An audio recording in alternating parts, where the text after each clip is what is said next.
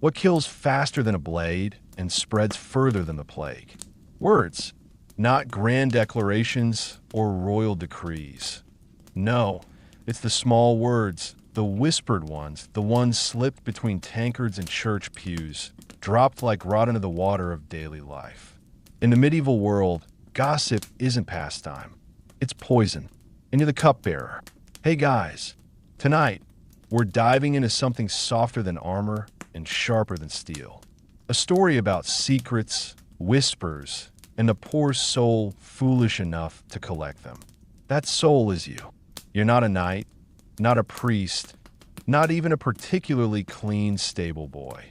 You're a medieval gossip spy, which sounds clever until you realize it mostly involves being cold, hungry, and very aware of how easy it is to get murdered for knowing who's sleeping with the Reeves' wife.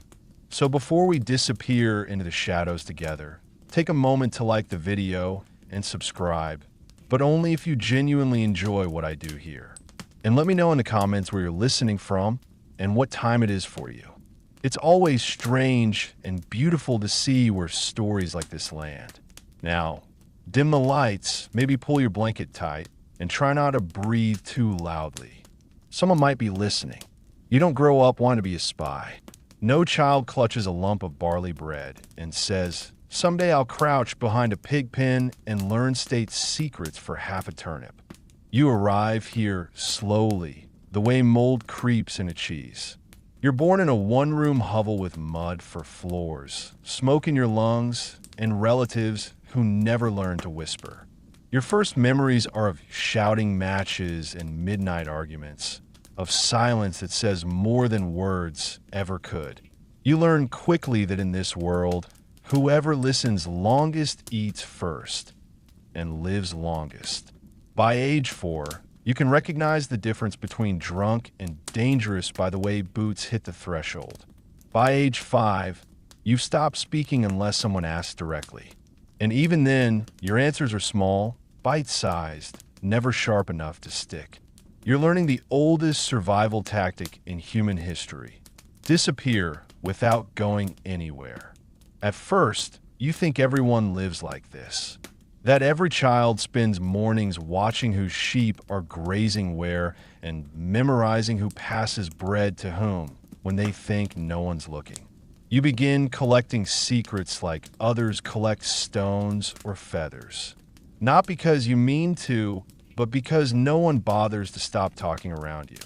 You are forgettable, which in your line of work is as good as divine favor. Your first job is accidental. You tell your neighbor's daughter that her friend has been seen talking too much with the candlemaker's son. She gasps, thanks you, and hands you a withered apple. Payment, not official, not agreed upon, but enough. And that is how you learn the first and most important rule of gossip. It is currency.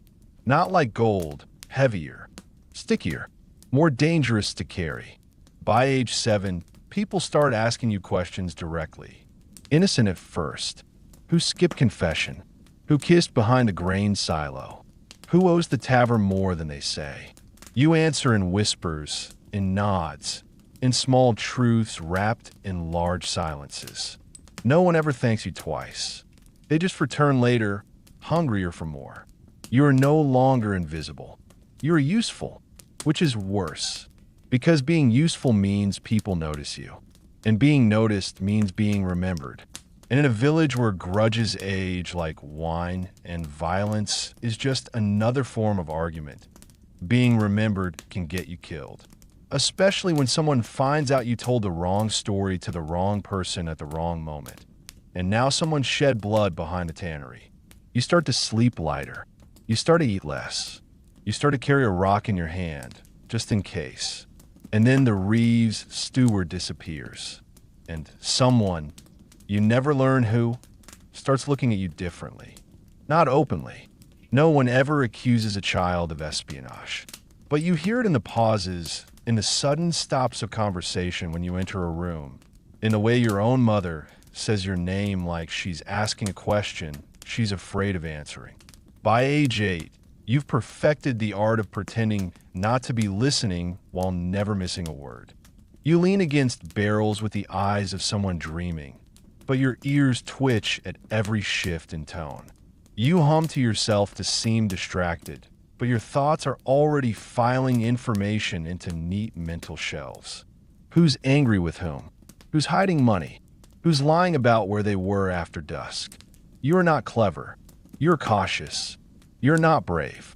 You are breathing carefully.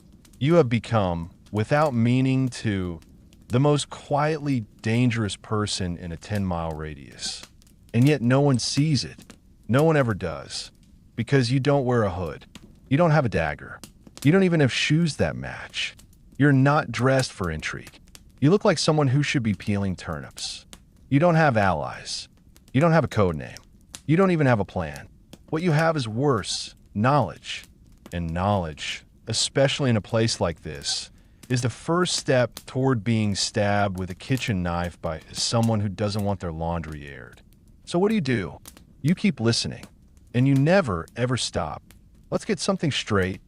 You're not good at blending in. You're not mysterious. You're not graceful.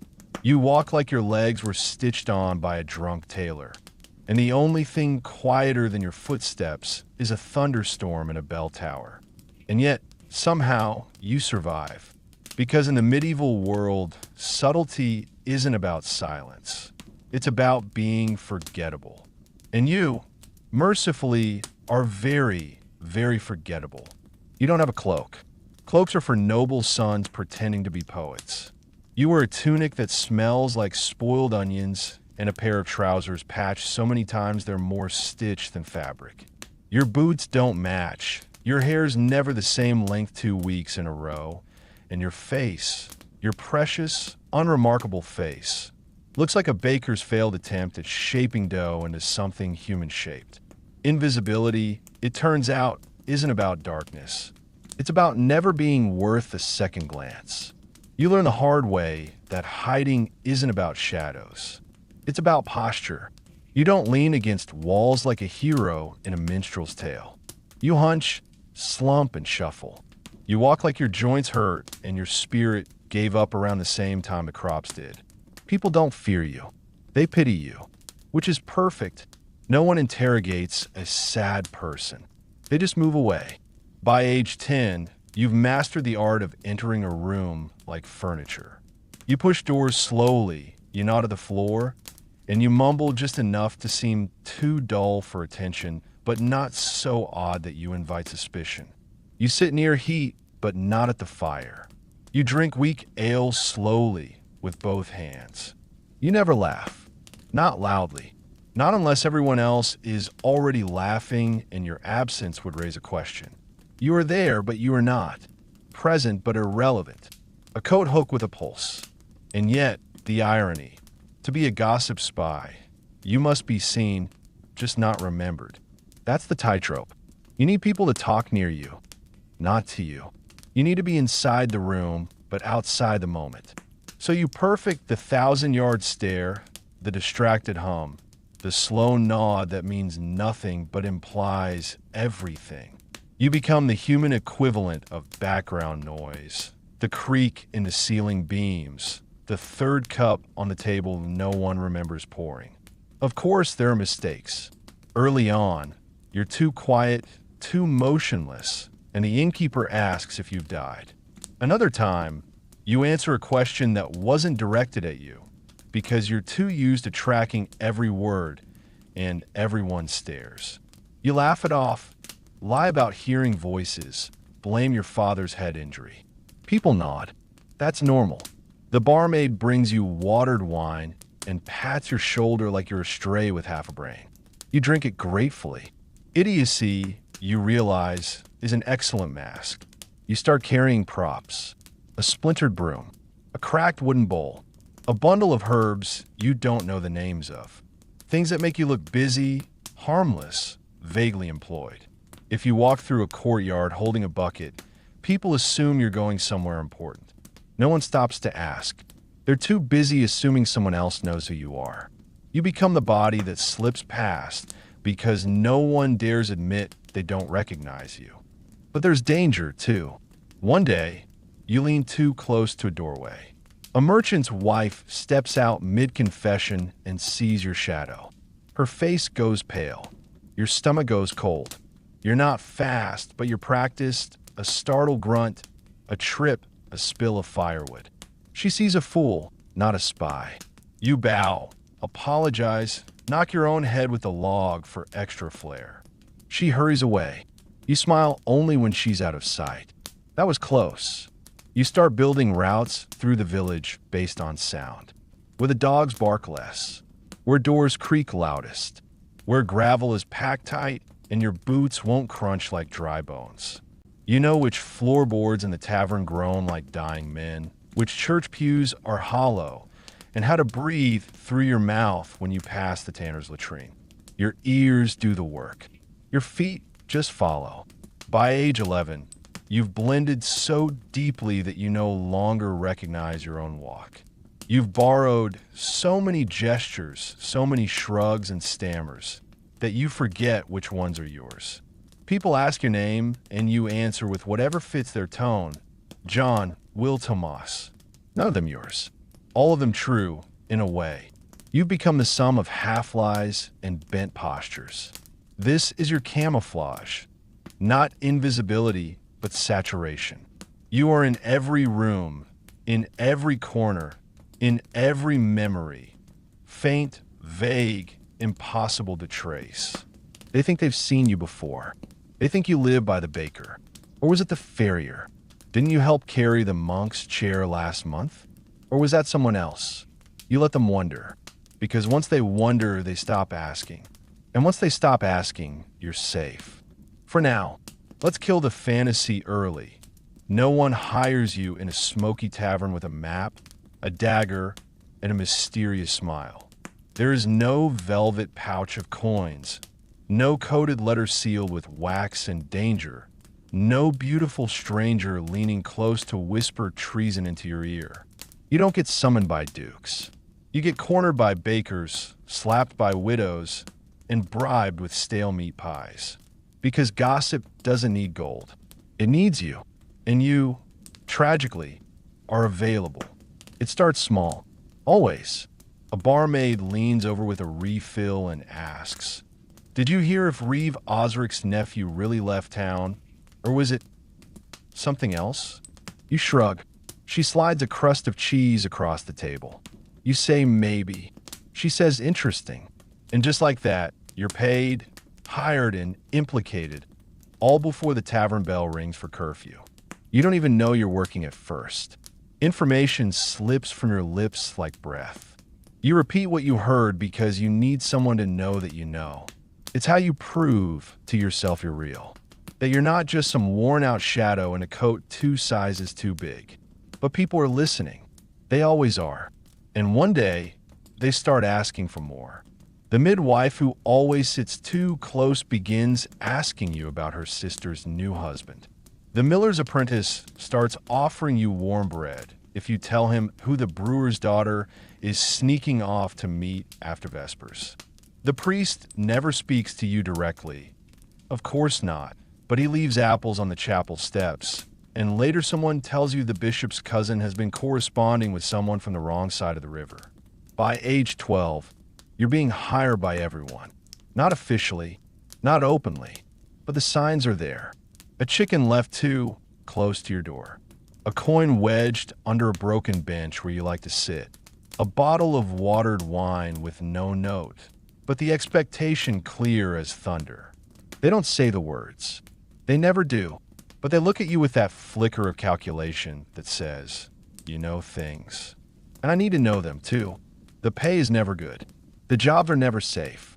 Sometimes you're asked to watch who goes into the baker's shed after dusk. Sometimes you're asked to find out if someone's lying about being widowed. Once, memorably, the tanner's wife hired you to follow her own husband and then paid you not to tell her what you saw. You took the coin anyway. Guilt is for people with real jobs. You learn quickly that the people who hire spies are rarely who you expect.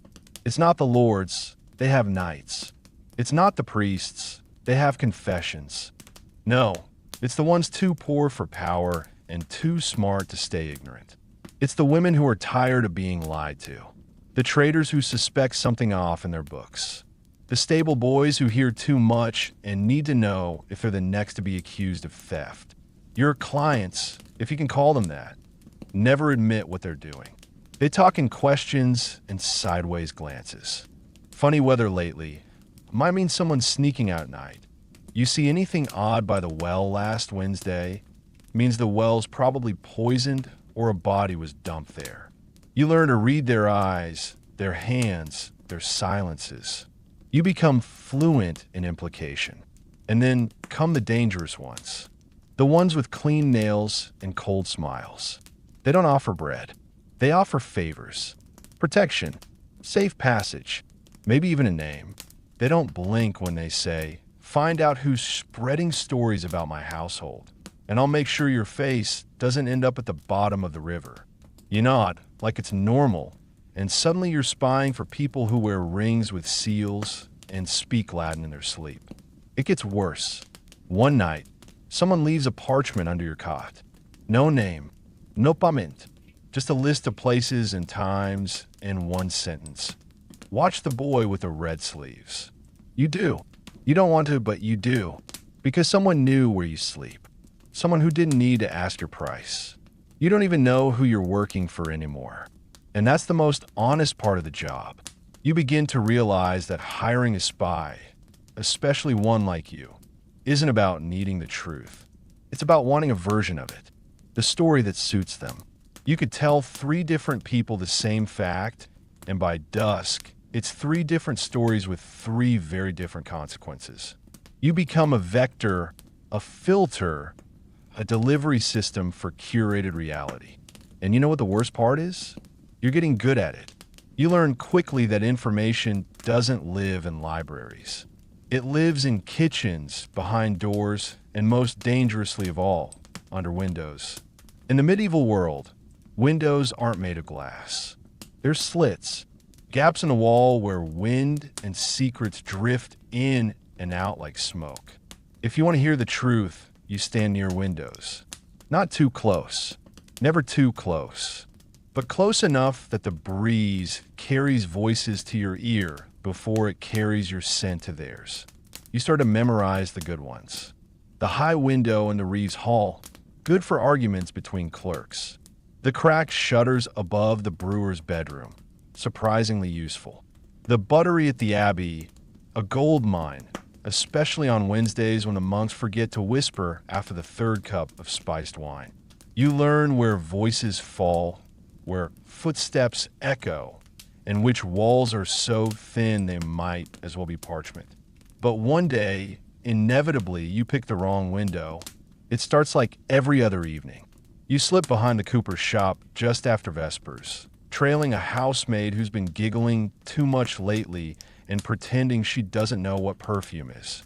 You crouch by the fence, breathing through your mouth to avoid the smell of old brine and burnt oats. The air is damp. The moon is quiet. You're calm. You're good at calm. Then the voices start. Not hers. Not even anyone you expected. It's 2 men, older, tense, with the kind of vowels that cost money. They speak in fragments. Shipment, debt, names you recognize but can't place. And then you hear your own. Not your real name, of course. That one's been lost since you were 8, but the name you gave the tanner's daughter last week, and the one you used when you sold that bit of news about the bailiff's missing tax chest. The conversation stops. One of them asks, "Are you sure it was him?" The other says nothing. Then something moves inside. A chair scrapes. A cup is set down. And then silence. Not the comfortable kind. The dangerous kind. The kind that happens when people are listening back. You freeze. You don't breathe. You count to 10, slowly, like they taught you when your first employer got stabbed over a misunderstanding involving sheep and a priest's niece. A shadow falls across the shutter. You run. You don't look back. You don't care about mud, about the loose nail that slices your palm as you vault the fence, or the dog that starts barking as you tumble into the pig yard behind the farrier's hut.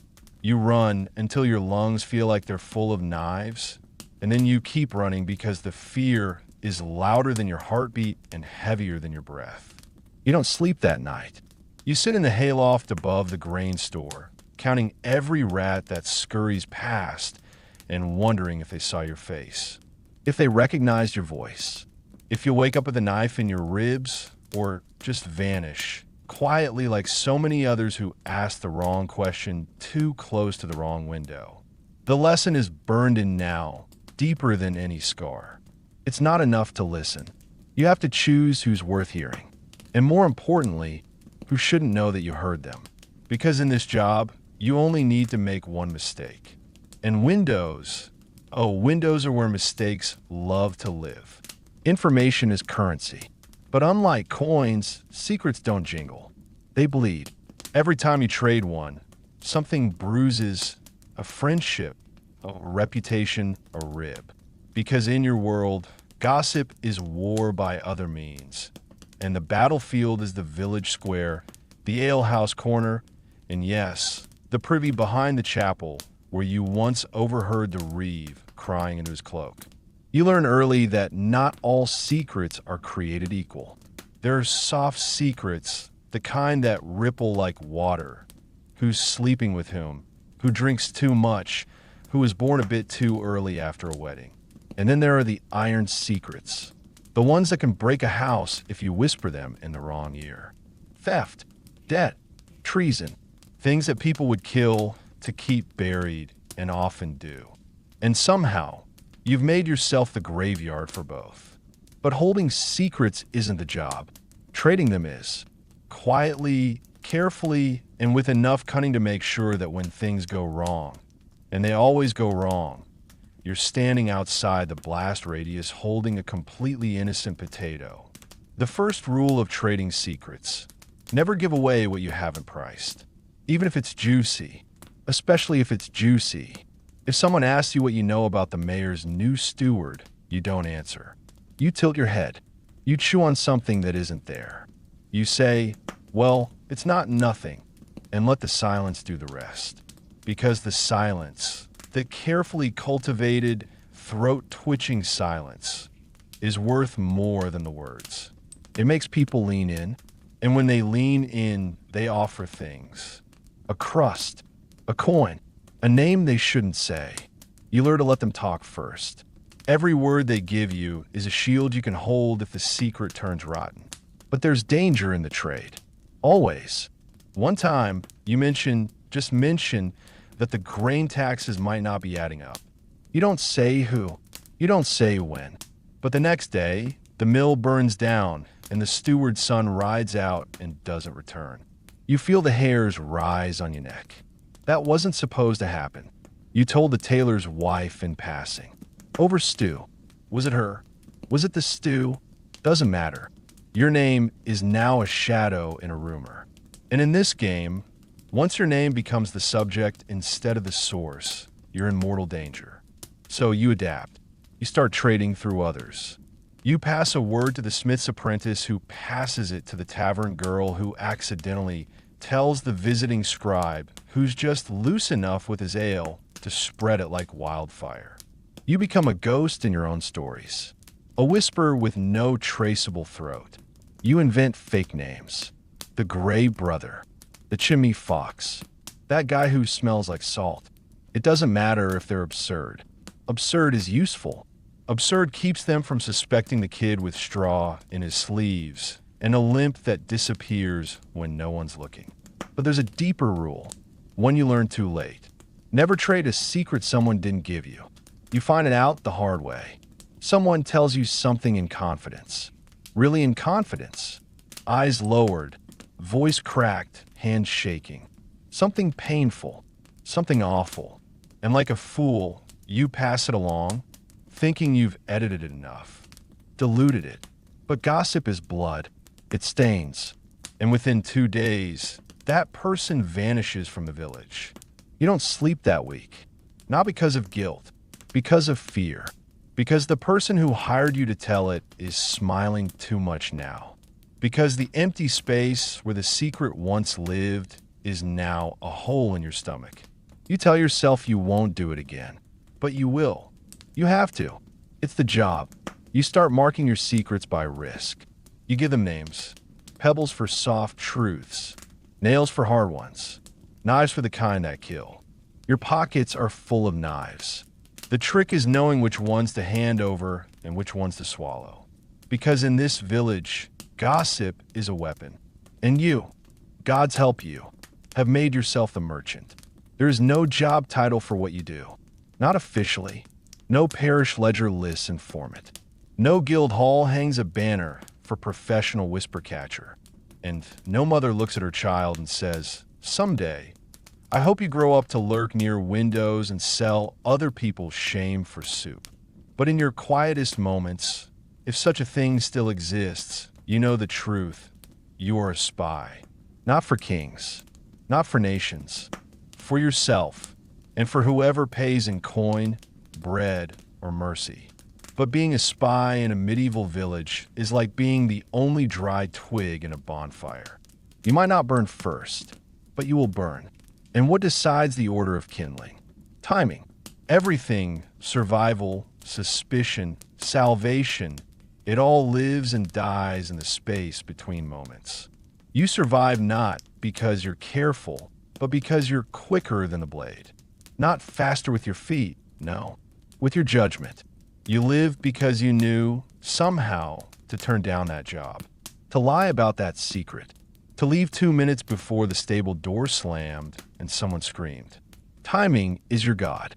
You worship it not in temples, but in footsteps, in door hinges, in how long it takes the reeve to drink his wine before starting to talk. You count heartbeats like rosary beads. You can tell when a conversation is about to sour by the way someone's left eyebrow twitches half a breath before their voice drops. And yet, for all your precision, you're never far from the line.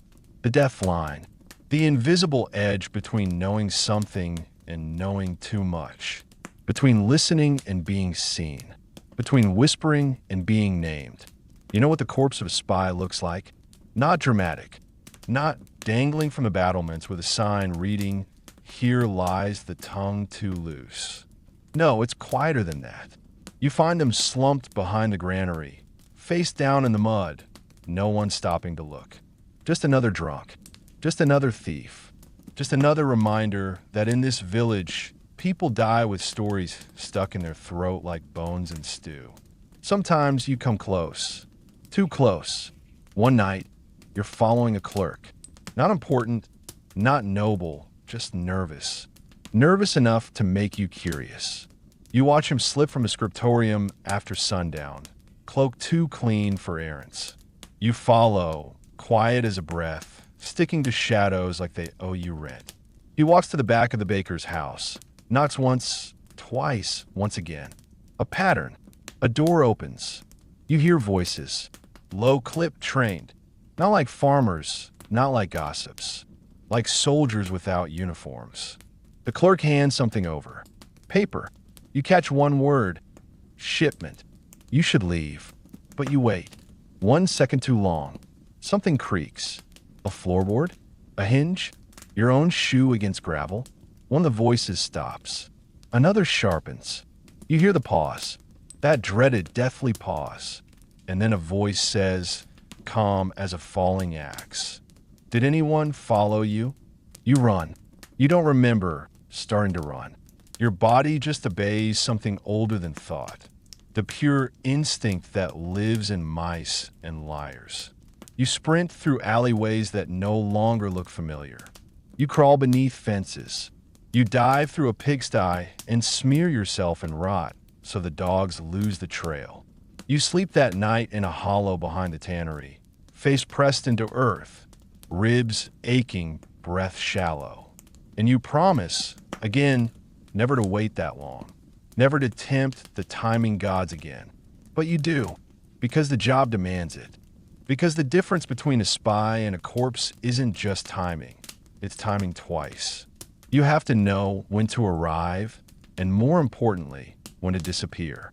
Arrive too soon and the secret hasn't ripened. Arrive too late and it's already poisoned the village. Disappear too early and you miss the confession. Disappear too late and you become part of the story. And the worst stories? The ones that linger. The ones that people don't whisper about right away, no. They wait. They ferment. They bloat in silence. Until one day, someone says, "Do you remember the boy who asked too many questions?" And someone else nods, and someone else says, "Didn't he go missing after the hayloft fire?" You walk into the tavern, and people fall silent. You pass the priest, and he blesses you twice. You see children glance at you and tug at their mother's sleeve. You're still alive, but you're already becoming a ghost. And all because one time you stood still one moment too long. So now, you move quickly. You speak sparingly. You blink like a man who doesn't want to miss the last glimpse of falling axe. Because in your world, there are only two kinds of spies. The ones who know exactly when to vanish, and the ones they find face down in the cabbage cart, clutching a secret they waited a second too long to sell. You don't get farewells in your line of work.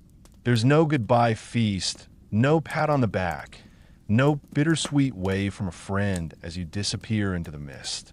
Because you don't have friends. You have witnesses. And witnesses are just liabilities with memories and mouths. So when the time comes, and it always comes, you don't announce it. You don't write letters. You don't linger for one last mug of ale or to see if the miller's daughter finally figured out your real name. You vanish. Disappearing is not the same as running. Running is noisy. Running is desperate. Running gets you stabbed in the alley behind the tanner's shop with your own belt strap. Disappearing is quiet, methodical, like a moth folding itself into a curtain. It begins before you leave. Long before. Disappearance starts with distance, and you build it inch by inch, first in the eyes of others, then in the details they remember. You stop using your name. You speak less, then softer, then not at all. You wear grayer clothes. You stop showing up to places where people might ask things like, "Didn't I see you with the steward last week?" You become a background object, a shadow in a tavern corner, a quiet nod by the door, someone's cousin's friend from the next village over. Forgettable. That's the goal. That's the art. You practice erasure like monks practice prayer, daily, obsessively, until your own reflection looks surprised to see you. You change your walk, your smile, your habits. You start drinking from your left hand. You eat at different hours. You use phrases from other dialects, just enough to sow confusion. You invent a limp. Then you change it. You become a collection of contradicting details, tall and short, kind and cruel, a devout pilgrim and an unwashed thief, depending on who's asking and whether they've been drinking. And when you're ready, when the gossip grows teeth and the wind carries your name too far down the road, you slip out the side gate before sunrise, carrying nothing but your breath, a half loaf of stale rye, and the name you'll wear for the next few weeks like a second skin. You don't look back, not because you're brave, because looking back is what gets you recognized. Looking back is for fools and heroes, and you're neither. You're a rumor learning to walk. The next village is always the same and always different. New faces, same suspicions. The people watch you like dogs watch a stranger near a meat cart. Not barking, just waiting. You lie better now. You don't invent elaborate tales. Simplicity is survival. Name's Tomas, traveling for work. You smile just enough to be disarming, just little enough to be forgettable. You help unload a wagon. You sweep a stable. You listen, always listen. You find new secrets the way a butcher finds bone with a blade, slow, with pressure and feel. You stay long enough to be useful, never long enough to be trusted. If someone asks where you're from, you say west. If they ask what you do, you say little. And when the moment comes, when someone mentions a name they shouldn't know, when a guard walks past and narrows his eyes, when a girl says your old name like it's a question, you disappear again. No note, no trail, no bouvier. Because every time you vanish, it means someone is getting close. Someone is thinking too hard. Someone is remembering too clearly. And the moment that happens, you're not safe anymore. you're a puzzle. And puzzles, in this world, get broken open with knives. So you walk. You always walk. Through rain, through snow, through fields that smell like smoke and rot. You sleep in barns. You wash in streams. You count your breaths and the days since someone looked you in the eye and said a name you once used. You keep a pouch of dried fruit and a second pouch of names you'll never use again. And you practice the one skill that keeps you alive above all others. You forget yourself. Because the secret no one tells you is this: spies don't disappear from the world. They disappear from themselves. You start by lying to other people. Simple lies. Necessary lies. I'm just a merchant passing through. No, I've never heard of Lord Furwin. That wasn't me at the mill last week. These lies are tools, blunt at first, then sharp with use. You carry them like a second set of knives, each one sheathed in a smile or a shrug. At first, you keep track of them. You write them in your mind, tallying which face heard which version of you. But the mind is a messy ledger, and soon the ink runs. Lying becomes breathing.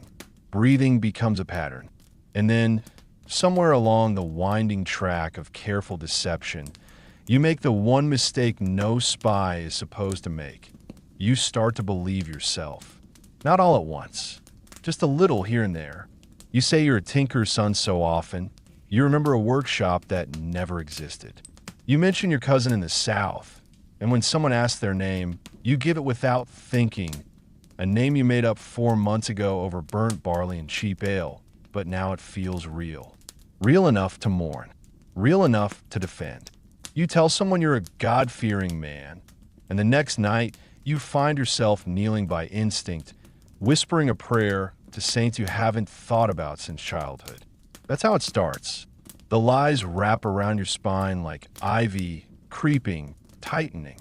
You forget what was fiction and what was simply your past with a little dust on it. When you lie long enough, something shifts in you. Not your face, not your name, but the place inside that used to know. The place that whispered, "This is who I am." It goes quiet, and in the silence, the lies get louder. They start protecting you from yourself. You didn't mean to ruin that family. You were just passing along a rumor. You didn't cause the miller's arrest. You only answered a question.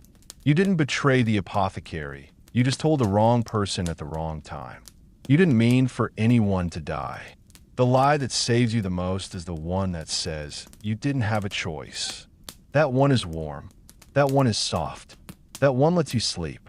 But it's also the most dangerous because it feels good. It lets you look into the mirror when you still dare to and say, "I'm not the villain here." And the moment you say that with conviction is the moment you forget that you used to be someone else. Someone who wanted something simple. Safety, belonging, maybe even love.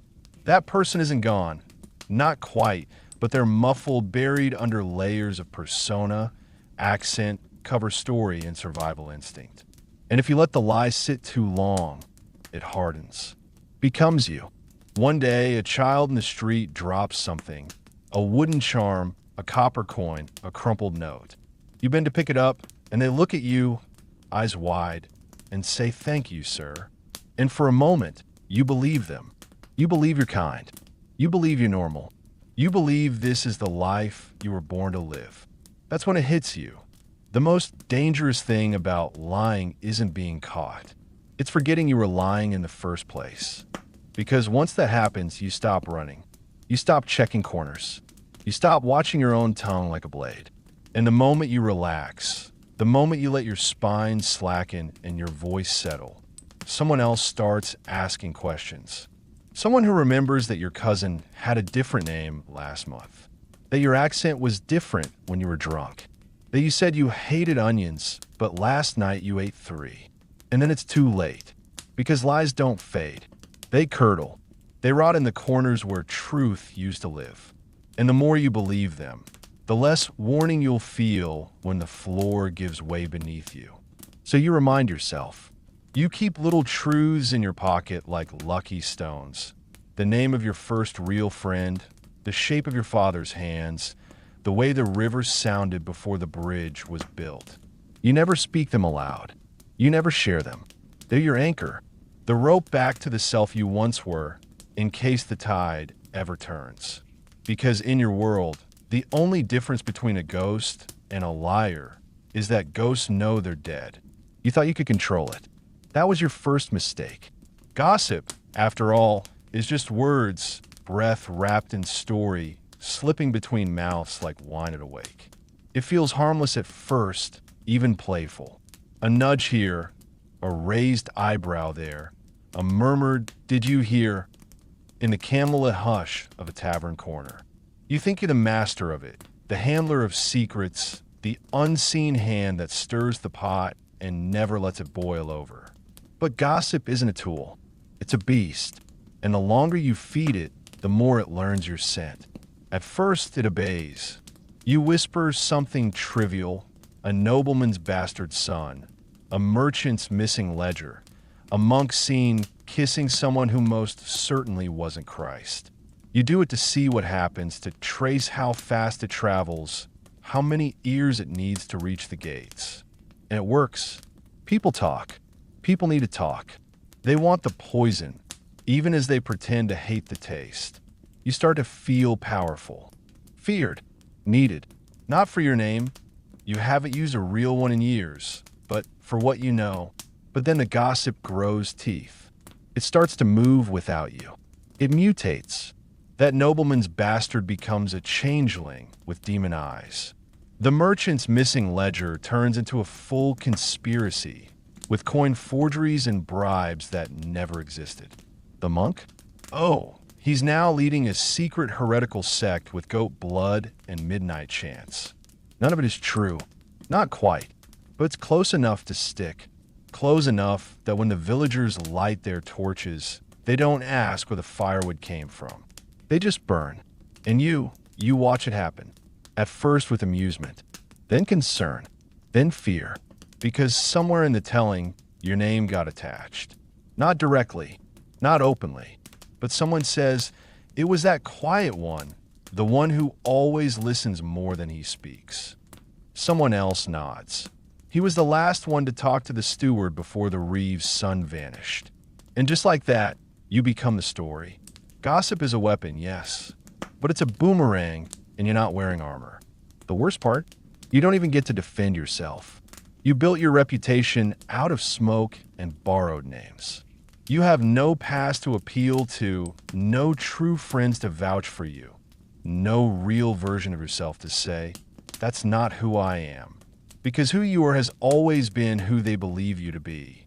And gossip believes fast, hard, and without mercy. It's not a clean execution, either. You don't get tried and hanged. No, you get poisoned glances, half-empty ale mugs left at your table. The children who used to greet you now hide behind doorposts. The baker accidentally forgets your order 3 days in a row. The priest adds "those who deceive with tongues of vipers" to his Sunday sermon and looks at you just a second too long. You rot socially, slowly, until you're already dead in the places that matter, long before a knife finds your ribs. You try to contain it, spread new stories, point fingers elsewhere. Maybe suggest that it was the washerwoman who passed the note, or the stable boy who lingered too long by the keep. And it works. A little. The story shifts, bends, twists into a new shape. But by now, you know better. You're not holding the leash. You're dragging behind it, hoping no one sees the bite marks. Because gossip doesn't care about justice. It doesn't care about truth. It cares about speed, fear, repetition. It grows stronger every time someone whispers it with a hand over their mouth. It gains weight the more you deny it. And by the time the guards come asking questions, the only difference between a rumor and a confession is who said it first. And what's worse, far worse, is that part of you still loves it, still thrills at how one well-placed word can shatter a marriage, ruin a merchant, silence a drunk priest for a week. You love the ripple, the power, the way people lean in when you speak low. And that's what will kill you. Not the knife, not the rope, the addiction. Because you can't stop feeding the beast, even when it bites your hand. So you sit in silence. For now, mouth dry, ears open, knowing full well that in this village, truth is just a rumor that got lucky. And you, poor fool, are the handler who forgot that blades, once unsheathed, don't always return to the scabbard clean. They always say that silence is golden, but they never mention that too much of it can get you buried alive with your mouth full of dirt and secrets. You used to think that listening was the safest part of your trade. The passive part, the art of the still ear, the tilted head, the eyes half lowered while your thoughts dance circles around a tavern full of fools. You weren't wielding a dagger, after all. You weren't even speaking. What harm could there be in hearing? But hearing is the one sin no one forgives. Because in a medieval world powered by superstition, suspicion, and spite, there's nothing more dangerous than someone who remembers everything. At first, it's easy. You lean against a wooden beam, eyes fixed on your mug, while two merchants argue over who's skimming from the tithe. You linger too long at the well, pretending to adjust your bootlaces while the Reeves' daughter complains to her nurse about the priest's wandering hands. You shuffle sacks in the corner of the grain store while the mayor's cousin shares hunting schedules and just a little too much wine. You listen. You remember. You file it all away like a careful ledger written in the folds of your mind. You don't speak of it, not directly, but it leaks in suggestions, in questions, in the way you nudge someone else's story just enough to change the ending. A word here, a raised brow there, a murmured so strange, I thought the Reeve was away that night. And suddenly, the world adjusts. You never said anything. You merely heard. But people start to notice. Not the content. At first, no, they don't recognize the shape of their own sins until it's too late. What they notice is you. The way you're always nearby. Always quiet. Always remembering. The way you never ask, but always know. The way your mouth stays shut, but your presence fills the corners like mildew. And then one day someone turns to you and asks, "Were you there when I said that?" Not as a joke. Not with a smile. They're scared. They realize you know. And worse, you haven't told them what you plan to do with it. Because knowledge, in this world, is never neutral. It's a blade with no hilt. If you carry it too long, it cuts you. And if others think you carry it, they'll cut first. The paranoia builds slowly, like frost creeping across a field before dawn. Doors close faster when you pass. Voices drop. People stop telling stories altogether when you're in the room, or worse, they tell fake ones. Honeyed lies baited with traps to see if you repeat them elsewhere. And if you do, you've just signed your own confession. Because eavesdropping is only tolerated when it's useless. The moment you act, or might have already acted, you become a threat with legs. And no one likes a threat with legs. So you scale back. You stop hovering at the tavern. You drink early and leave before the fire burns low. You walk different routes. You hum loudly near private doors so people know you're there. You force your presence into honesty, and it makes you sick because it goes against everything you are. You're not a singer. You're not a talker. You're a listener. But now the village is listening back. So you get clever. You listen through walls, through shutters, through floorboards. You memorize the creak of every stair, the squeak of every hinge. You start timing the market gossip to the beat of the bell tower. You learn to read lips by candlelight and distinguish coughs from coded signals. You adapt because you must, but it wears on you. Because now every whisper carries a death sentence. Every cough might be a code. Every silence might mean they're talking about you when you're not there. And that's when you realize the final, cruel irony. The better you get at listening, the more your own world fills with noise. Not external, but internal. The voice that asks, "Was that about me?" The voice that says they know. The voice that whispers, you listen too long. One night, you hear something you shouldn't have, not in content, but in tone. A meeting of three men. No names, just the sound of calm resolve, the scraping of a blade, the weight of purpose. You don't wait to hear the end of it. You're gone by sunrise. But this time, you don't leave because someone else heard you. You leave because you finally understood the truth. A spy dies not when he's caught speaking, but when others realize he's been listening all along. And by then, it's already too late. It doesn't happen the way you expect. There's no crash of armor, no dramatic cry of "there he is," echoing through torchlit halls. You don't get dragged into a courtyard with a crowd screaming for blood and a magistrate polishing the noose. That's the fantasy version. The real thing, the first time you're almost caught, is quieter, colder, slower, like watching a puddle freeze from the outside in. It begins with a look, not a glare, not even suspicion, just recognition. The kind that tilts the world half a degree off center. You're at the market, where you always are, walking that careful path between noticed and ignored. You pass the grain sacks and the soap booth, eyeing the crowd the way you've trained yourself to do, with your chest still, your neck stiff, only your eyes flicking like moths. You're just another poor soul in worn boots, smelling faintly of travel and onions. Then someone looks at you. A man, plain, middle-aged, dressed like a butcher or maybe a porter. You've never seen him before. You're sure of that. But he's seen you.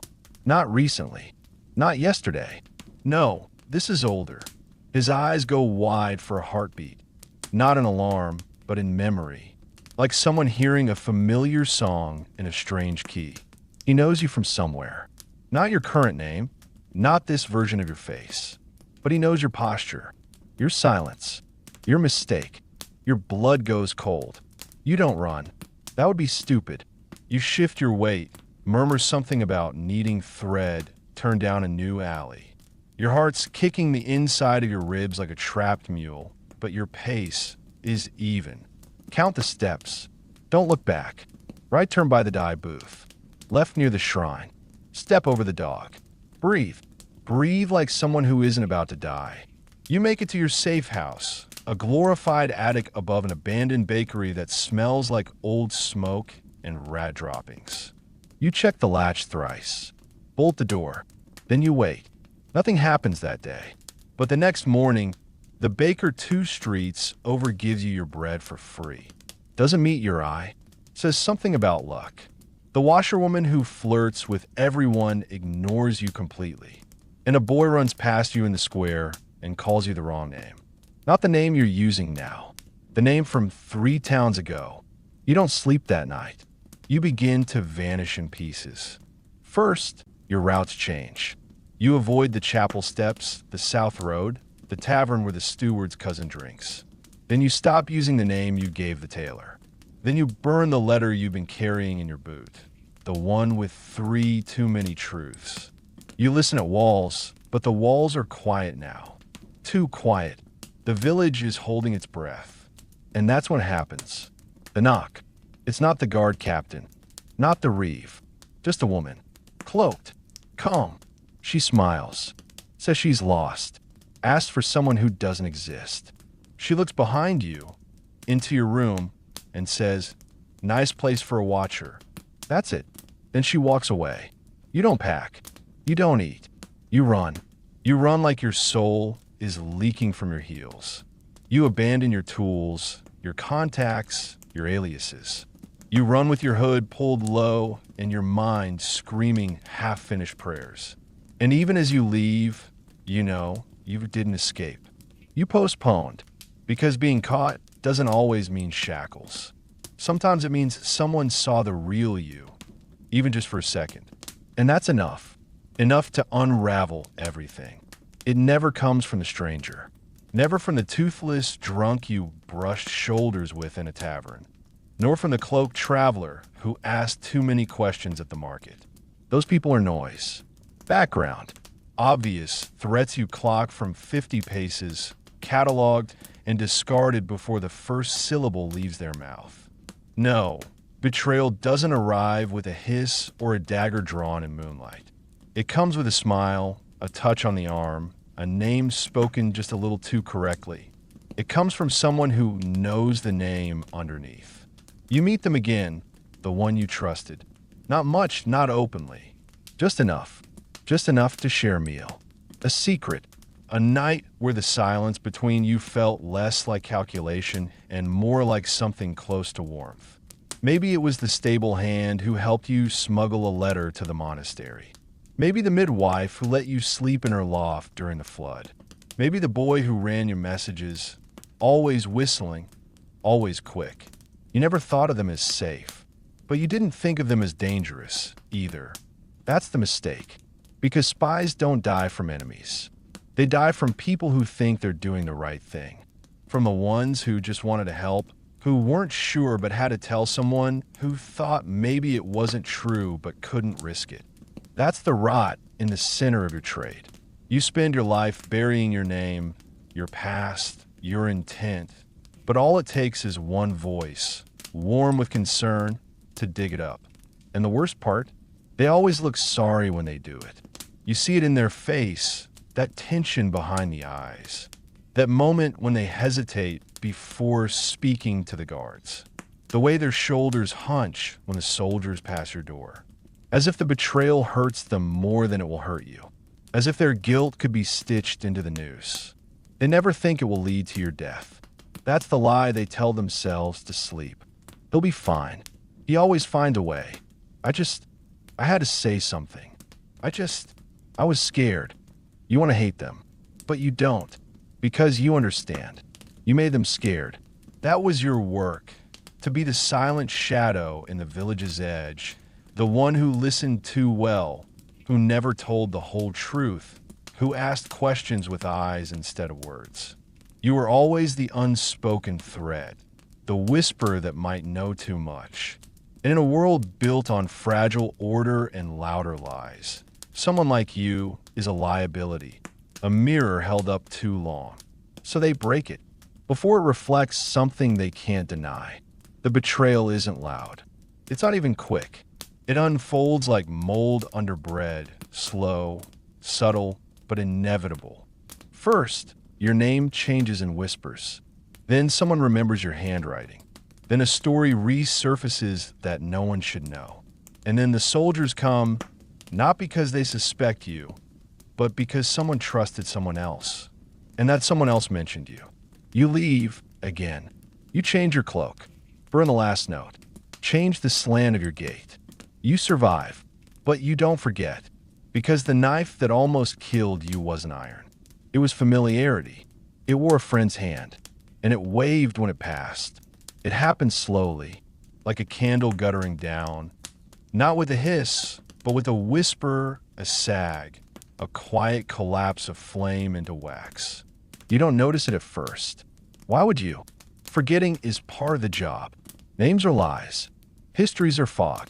You wear new faces like cloaks, hang them by the fire when they're done. So when you forget the name you used in the last village, it's fine. It was never yours. But then you forget your own. Not the name on your birth ledger. That was scraped away years ago by fire and necessity. You forget the name inside, the one that made you feel real. The way you laughed as a child. The sound of your voice when it wasn't mimicking someone else's cadence. The rhythm of your own footsteps when they weren't trained to match the shuffle of a tailor or the limp of a mason's cousin. You forget your own silence. Not the calculated, loaded kind, but the one that came from peace. At first, it's just the little things. You hesitate when someone asks where you're from. Not because you don't have an answer, but because you have 6 and you can't remember which one you gave the innkeeper yesterday. You wake in the middle of the night, startled, not because someone's at the door, but because you don't remember whose bed you're in, or why you called yourself Brother Elric to the man who sharpened your boots. You look into a mirror and instinctively lower your gaze because you don't recognize what's behind the eyes, not the shape, not the weight. Then the deeper forgetting begins. You forget why you started this life. Was it revenge? Coin? A dare taken too seriously on a wine-soaked night near the city wall? You used to know. You used to burn with purpose, even if it was crooked. But now your motivations feel like someone else's story, something you overheard and filed away, but never lived. You find yourself telling lies that even you believe, and that's the most dangerous part. When the fiction becomes comforting, when the mask starts to feel like skin, you try to anchor yourself. You carry a token, a ring, a ribbon, a knife with a notch that only you understand. But even that loses meaning. Was it your mother's? Your lover's? Or just a trinket you stole from a mark? The memory slips sideways. You stop asking. And then one day, you sit in a tavern, alone, listening to gossip, and someone mentions a name. It sounds familiar. You flinch. You lean closer.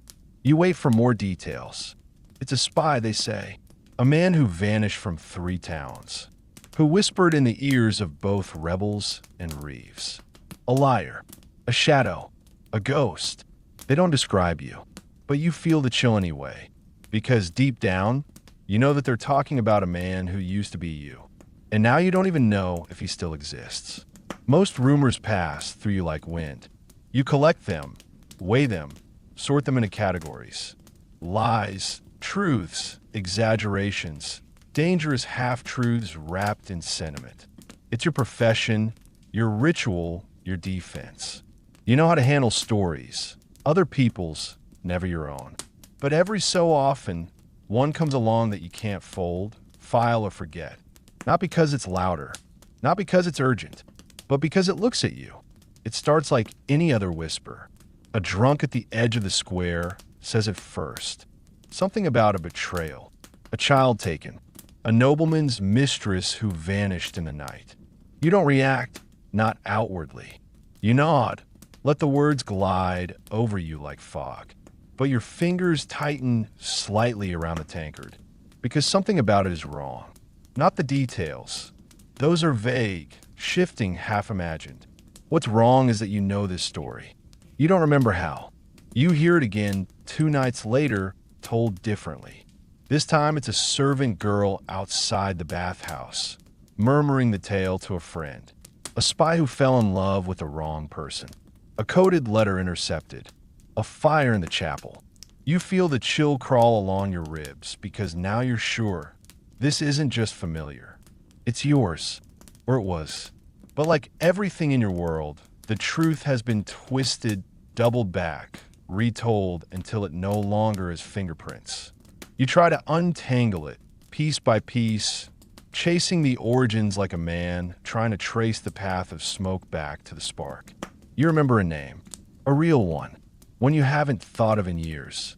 You whisper it once, alone, just to see if it still fits in your mouth. It does. It burns. The story keeps spreading. It grows teeth. In some versions, the spy was noble-born. In others, a heretic. In all of them, they died badly. Hanged. Burned. Betrayed by someone they trusted. You ask carefully. You cross towns, then rivers, then languages. You follow the tale not as a collector, but as a mourner at a grave with no stone. And what you find isn't resolution. It's a memory you buried too well. The girl at the river. The coded names. The way you left without saying goodbye because the courier was early and the price on your head had tripled overnight. You thought you did the right thing. You told yourself that. But now, sitting in a smoky inn with a bowl of cold stew and your latest name stitched to your coat like another borrowed skin, you wonder, what happened to her? You'll never know. That's part of the punishment. You're not allowed closure. Spies don't get endings. Only reruns of stories that used to be real. Only names that sting when spoken. Only rumors that spiral endlessly, never quite saying what they mean, like a voice calling from behind a locked door you built yourself. You knew it was coming. Don't pretend you didn't. Every day you've lived under borrowed names, behind borrowed walls, you felt the rhythm of the blade. Not in your hand, but behind your back. You've outwalked it for years. ducking town to town, face to face, lie to lie. But blades don't get tired. Only people do. And now it's caught up. It doesn't come a back alley. It's not a grand finale. No thunderstorm, no vengeful music swelling in the background. Just a gray morning, a damp street, and a man whose face you don't recognize, but who knows yours a little too well. You lock eyes for a heartbeat. That's all. He nods like he's confirming a memory. Then he moves. You react too slow. Of course you do. You're older now. Tired. Slower not in feet, but in certainty. Once, you would have seen him before he turned the corner. Once, your hand would have been on the blade before he's ever left the cloak. But this time, you're just a man. A man reaching for bread. A man 3 steps too far from the shadows. A man whose stories have finally caught up. The knife finds its mark. It doesn't feel sharp. Not at first. It feels like pressure. Like the world has leaned against you too hard. Then comes the burn, hot and electric, like your blood has decided it's leaving in a hurry and wants to scream on the way out. You fall, but not dramatically. No flailing. No curse shouted to the gods. Just a slow, confused drop, like a man who forgot where his feet were supposed to go. He doesn't even run. That's the worst part. He just walks away. Not because he's fearless, but because no one stops him. Not the baker.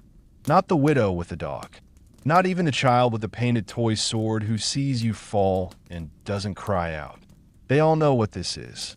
They've seen it before. Maybe not to you, but to someone like you. Someone with eyes that watched too much, with lips that whispered names too carefully. Someone who thought they could outlast a profession built on expiration dates. You lie there for a while. The street is wet. You hear voices, but none come near. You think about getting up, about staggering to your safe house. Though, is it even safe anymore? You remember the phrase you muttered to the tailor yesterday, and wonder if it was too clever. You remember the girl at the river, the boy who whistled, the name you stopped saying aloud. Then you stop remembering, because memory needs time. And you don't have that anymore.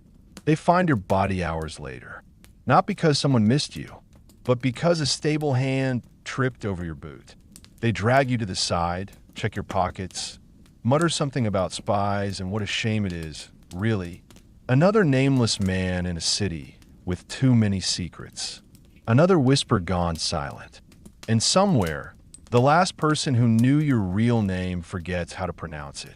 That was always the deal. You wanted to be invisible. And now, finally you are.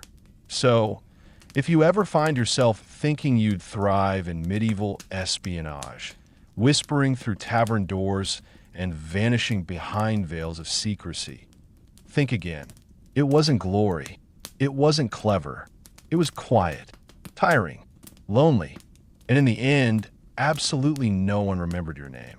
Because that's how it worked. Spies weren't meant to last. They were meant to pass through, change the story, and disappear before the ink dried. So tonight, as the candles flicker and your room falls quiet, be glad your secrets are boring, your neighbors mostly harmless, and no one's scribbling your name on a scroll with blood on the corner. They always remember Cleopatra. She's the one with the throne, the lovers, the death by serpent. The last queen of Egypt, who seduced 2 empires and still somehow seduces history. Her name has become a myth, her face painted on coin and canvas, her legend retold until fact and fiction blur like the Nile at dusk. But there was another queen. You won't find her face on coins. You won't hear her name in operas. She had no Mark Antony, no Julius Caesar, no gilded tomb. She had exile, fear, and a sanctuary that turned into a prison. Her name was Arsinoe, and she was Cleopatra's younger sister. Half-sister, technically. Their father was Ptolemy XII, a man better known for bribes than virtue, and whose idea of dynastic stability involved marrying his own daughters off to their brothers. The Ptolemies were like that, Greek royalty ruling Egyptian soil, obsessed with bloodlines and terrified of what the future might birth if those bloodlines grew too tangled or too independent. Cleopatra and Arsinoe were born into this furnace of dynastic paranoia, where love was a liability and siblings were more dangerous than strangers. Arsinoe's early years were shaped by silence. History has little to say about the girl who would one day be crowned queen. She lingered in the background, a shadow at court, a name in a family tree. But when her father died, and Cleopatra seized the reins of power beside their brother husband Ptolemy XIII, that shadow began to stir. Because in Egypt, queens didn't retire. They didn't fade into the background. They either ruled or they died. The throne was a narrow ledge, and Arsinoe watched her sister cling to it with a grip made of ambition and perfume. Cleopatra was brilliant, charismatic, fluent in 9 languages, a living goddess of diplomacy. Arsinoe was none of those things. But what she lacked in charm, she made up for in instinct. She could feel the tension at court. She could see the knives being sharpened behind every honeyed greeting. And she understood, with terrible clarity, that as long as Cleopatra reigned, Arsinoe would never be safe. She wasn't alone in that belief. The Egyptian court, already restless with sibling co-rulerships, began to split into factions. One favored Cleopatra, queen of theater and eloquence. The other favored Ptolemy XIII, a teenage boy manipulated by regents and generals who whispered of tradition, masculinity, and pure dynastic succession. Arsinoe listened. She watched. And then, as the palace turned to chaos and Rome came calling, she made her first move. While Cleopatra was exiled, temporarily overthrown by her brother's faction, Arsinoe aligned herself with the forces holding Alexandria, not as a passive observer, but as a claimant, a rival. At just around 15 years old, she declared herself queen in defiance of both her sister and the Romans who had begun to meddle in Egypt's royal bloodsport. It was bold. It was reckless. It was the only move she had. And for a moment, it worked. As Julius Caesar arrived in Egypt, supposedly to mediate between the squabbling siblings, Arsinoe's faction rebelled. Alexandria erupted into siege and smoke. Arsinoe, likely terrified but determined, became the symbolic head of resistance against Rome and Cleopatra alike. Her allies declared her queen. She was carried through streets, not in chains, but in triumph. A girl turned icon, a sister turned weapon. But Egypt was not hers yet. The battle had only begun, and Caesar, brilliant, ruthless, and already entangled with Cleopatra, was not a man to be humiliated.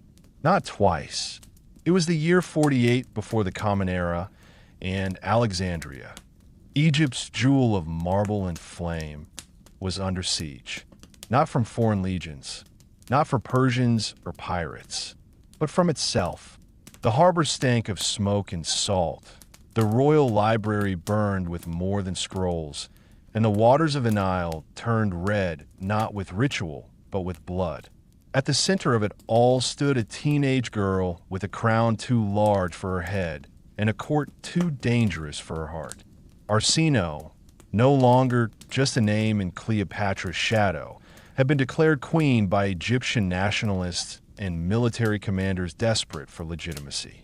They paraded her through the city like an answer, like a symbol of purity against the foreign influence of Rome and the intoxicating spell of her sister. To them, she was not just a royal. She was a flag. But war has no patience for symbols. Julius Caesar, already deep in political war back in Rome, now found himself trapped in a literal one.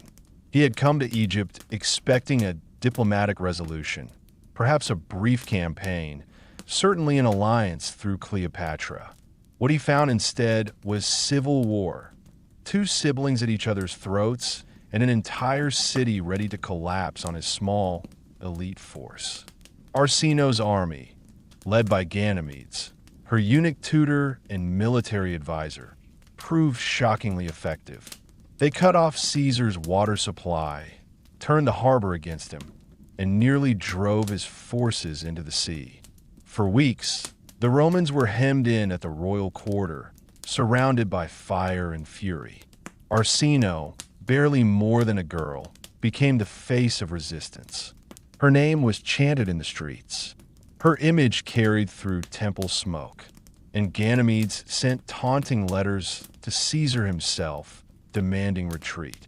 But resistance, like youth, is often romantic only from a distance. Inside her camp, paranoia bloomed, trust thinned, and Ganymedes, ambitious and growing bolder, began to eclipse Arsinoe herself. He issued orders without her. He consulted generals behind her back. The Queen of Rebellion was becoming a puppet once more, and Arsinoe, who had watched her sister manipulate men like wine cups, knew exactly what was happening. So, she had him executed. Yes, according to the sources, Arsinoe ordered the death of her own commander in the middle of a war against the most dangerous man in the known world. It was either an act of madness or the clearest moment of agency she ever had. Either way, it shattered her forces. The resistance collapsed in on itself, and Caesar, ever the tactician, seized the opportunity. With reinforcements from Rome and allies from Asia Minor, he smashed the rebel lines. Alexandria fell like a mirror dropped from too high. The bodies of men who had once crowned her queen now littered the palace steps. Her crown was gone. Her name was no longer a rallying cry. She was no longer a queen. She was a prisoner, but not an ordinary one. Julius Caesar, ever dramatic, paraded Arsinoe through Rome in his triumph. A chained teenage girl dragged behind a chariot while the crowd screamed and laughed, celebrating his conquest of Egypt. And there, in that glittering cruelty, Arsinoe became myth again. Not as queen, not as victor, but as a warning. The Romans expected her execution. Caesar chose something worse. He spared her, not out of mercy, out of calculation. He exiled her to the Temple of Artemis in Ephesus, one of the most sacred sites in the ancient world, where no blood could be shed, even royal blood. There, among priestesses and marble, she would live, watched, feared, revered by some as a divine queen, forgotten by most as a relic of a failed rebellion. She was 17 years old, and though her story seemed finished, sealed in sacred silence, Cleopatra had not yet spoken the final word. The Temple of Artemis at Ephesus was one of the 7 wonders of the ancient world, a forest of marble and moonlight, carved with goddesses and dreams, sacred long before Rome dreamed of empire. Pilgrims came from across the seas to leave offerings, to whisper prayers, to marvel. And now, inside those echoing halls, lived a girl once dragged through the streets of Rome in chains. Arsinoe, not a prisoner, not quite a queen, but something stranger, a royal in limbo. She lived under ceremonial protection, cloaked in the sanctuary of Artemis, whose altar no Roman dared defile. It was a strange kind of exile, surrounded by priestesses, worshippers, and silence. No army, no throne, no letters from Alexandria, no friends, just the weight of memory. She was 17 when she arrived, and she lived there for several years. We do not know exactly how she passed the time. History rarely records the quiet years of women not in power. But we can imagine the slow rituals of the temple, offerings placed at dawn, chants rising into the sacred rafters, the rustle of veils and the hiss of incense. And beneath it all, a mind turning like a wheel, unable to stop. She must have wondered, how had Cleopatra survived? How had she, the younger sister, ended up in exile while the elder wore gold and walked beside the men who ruled the world? It wasn't jealousy. It was something colder, something sharper. Because Arsinoe had once dared to challenge her sister's claim. And now that sister ruled Egypt alone. And Egypt, as always, was watching Rome. For Cleopatra had returned to power, not with Egyptian generals, but on the arm of Julius Caesar.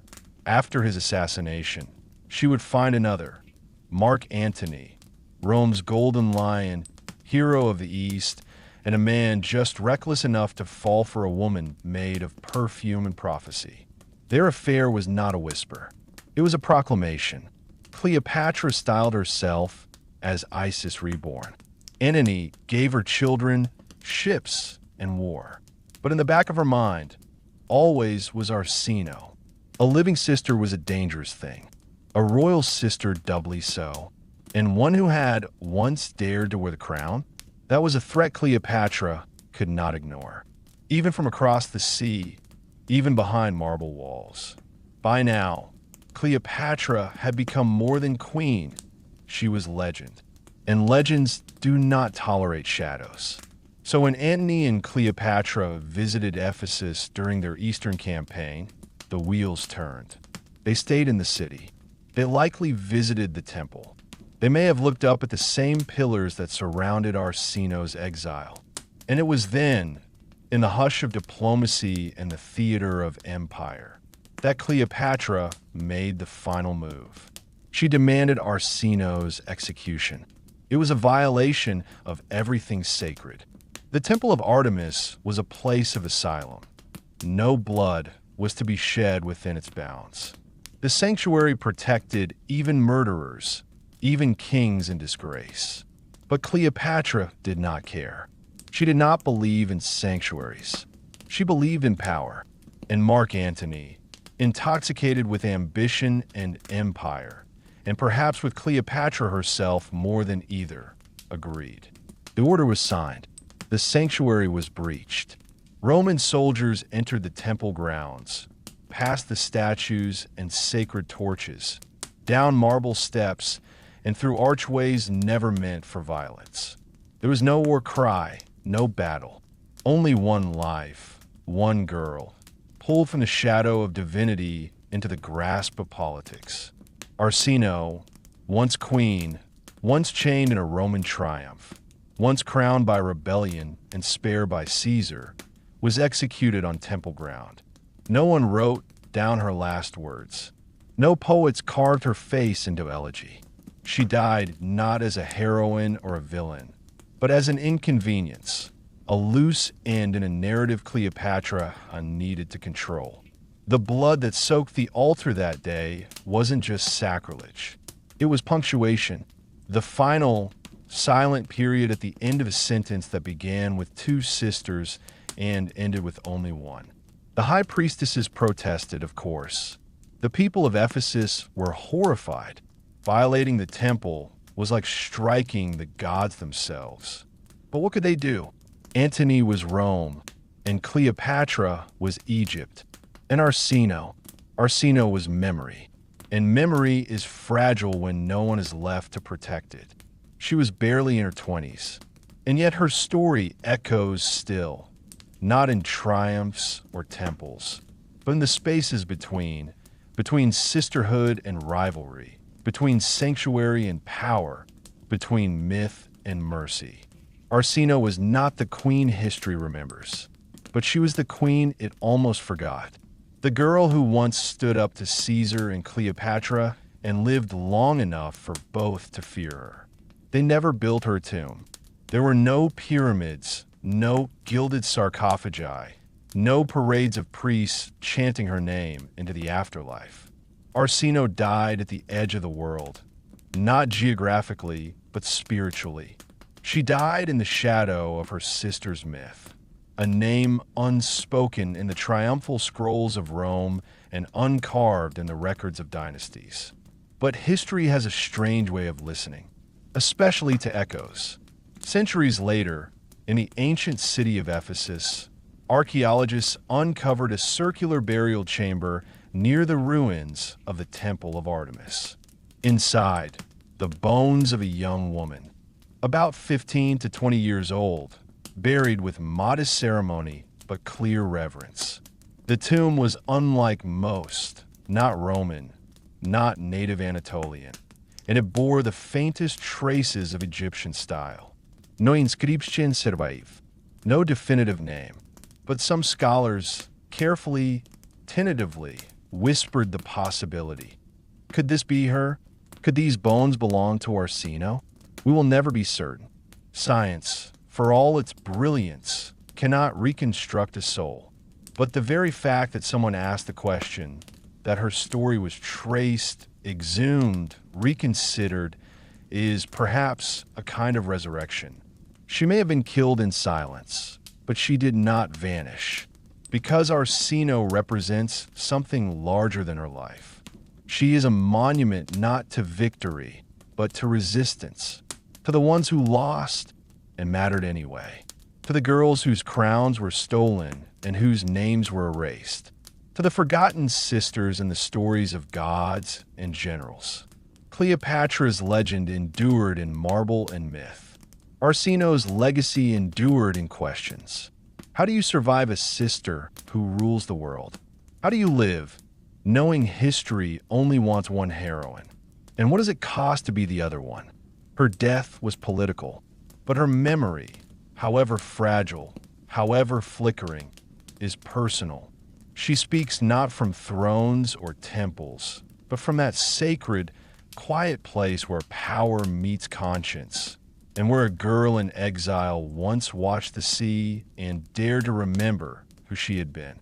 Not Cleopatra's sister, not Caesar's prisoner, not Rome's shame or Egypt's mistake. Just Orsino, queen, child, exile, rebel, and ghost. Still standing, somehow between the lines. Göbekli Tepe, the temple before gods. It was just a hill, a soft, lumpy rise in the dry highlands of southeastern Anatolia. Nothing to inspire awe. Farmers called it Potbelly Hill, Göbekli Tepe in Turkish. For generations, they scratched at its surface with plows and shovels, unearthing broken stones, bone tools, and flint flakes they thought little of. Some tossed them aside. Others used them to anchor fence posts. It was barren ground, and the hill offered nothing but dust, weeds, and silence. No one suspected that buried beneath it lay a secret so vast, so old, it would rewrite the story of human civilization. Until 1994. That year, a German archaeologist named Klaus Schmidt walked across the hill and realized what the stones were whispering. They were not random. They were arranged, purposeful. Beneath his feet lay a temple, not just ancient, but impossibly ancient. Older than the pyramids, older than Stonehenge, older even than agriculture. Schmidt had found something that should not exist. Because according to everything we thought we knew, religion came after the plow. Temples came after towns. Belief systems emerged once we settled, stored grain, and built villages. But Göbekli Tepe, ringed with towering monoliths, each carved by hand, was constructed by hunter-gatherers, people who had no cities, no buoys, no writing, no metal. They came together not to farm, but to build, and what they built was sacred. The complex consists of multiple stone enclosures, laid one atop another like pages of a forgotten book. Each circle is anchored by two massive T-shaped pillars at the center, facing one another like silent gods. They stand over 19 feet tall and weigh between 10 and 20 tons apiece. Around them, smaller upright stones form a ring, some decorated, others plain, but all aligned, all intentional. And then there are the carvings. Snakes slither across the surfaces. Boars bristle with energy. Vultures flap their wings beside armless human forms. Scorpions, foxes, cranes, wild donkeys, dozens of animals rendered in deep relief, alive with motion and myth. These were not decorations. They were messages, symbols, totems, and we don't know what they meant. Because Göbekli Tepe is at least 11,600 years old. That's 6,000 years older than the Great Pyramid of Giza, over 7,000 years older than the Parthenon. It predates ceramic pottery. It predates metallurgy. It might even predate the domestication of cattle. It is, by every definition we possess, the oldest known temple on Earth. And then it was buried, sometime after centuries, or possibly millennia, of use. The builders of Göbekli Tepe deliberately entombed their sanctuary. They filled the spaces between the pillars with rocks, gravel, animal bones, and tools. They packed the rings shut, layer by layer, as if sealing a tomb. And they left. Why? No one knows. Was it reverence or rejection? Were the gods appeased or feared? Was this a funeral, a ritual act of closure, or a cultural erasure? We have theories. We do not have answers. What we have is a hill that hid the oldest temple in the world for nearly 10,000 years. And now, as excavations crawl forward, we uncover not just stones and bones, but questions. Questions about how civilization truly began and what it meant when we were still wild to believe. The stones do not speak in words. They speak in animals. Each enclosure at Göbekli Tepe is lined with carvings. Not inscriptions, not writing, but symbols older than the alphabet. The massive T-shaped pillars, unblinking and faceless, serve as altars, markers, or sentinels. Some are plain. Others are alive with creatures. Foxes that slink along the edges, vultures that stretch their wings as if caught mid-flight, serpents coiled like thoughts in the dust. These animals are not just decorations. They're language, a system of meaning encoded in muscle, thong, and feather.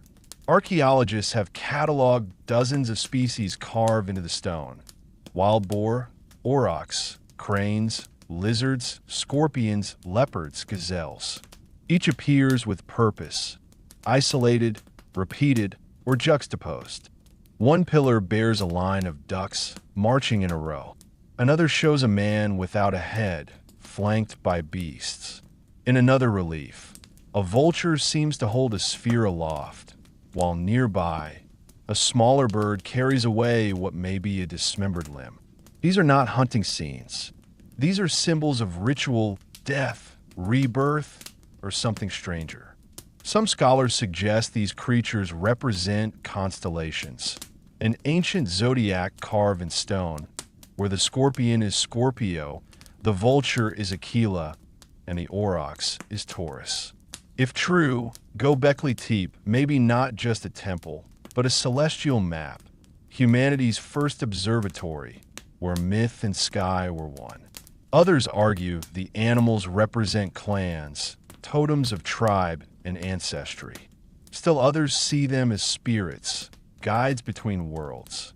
But all agree on one thing: they are not random. Because the builders returned, again and again, over centuries, possibly over millennia, people came back to the hill. They built new circles, buried old ones, and started again. Each ring layered like memory, each stone carved with care. This was not a single project. It was a tradition, an inheritance of faith passed through generations. And with every new layer, the symbols changed. Animals repeated, patterns shifted, something evolved in the stone. And yet, for all its power, the imagery remains mute. There are no names carved into the pillars, no royal faces, no pantheons, no victories or wars, no scenes of conquest or tribute, no deities, just animals, which means whatever was worshipped here, if it was worship at all, was not a god in human form. It was something else, wilder, older, more elemental. This is why Göbekli Tepe unsettles, because it is not merely the first temple. It may be the first myth, a place where symbols became sacred, not through stories, but through stone. No texts survive from this time. But here on the windswept plateau, 11,000 years ago, someone picked up a chisel, looked at a fox, and carved meaning into the earth.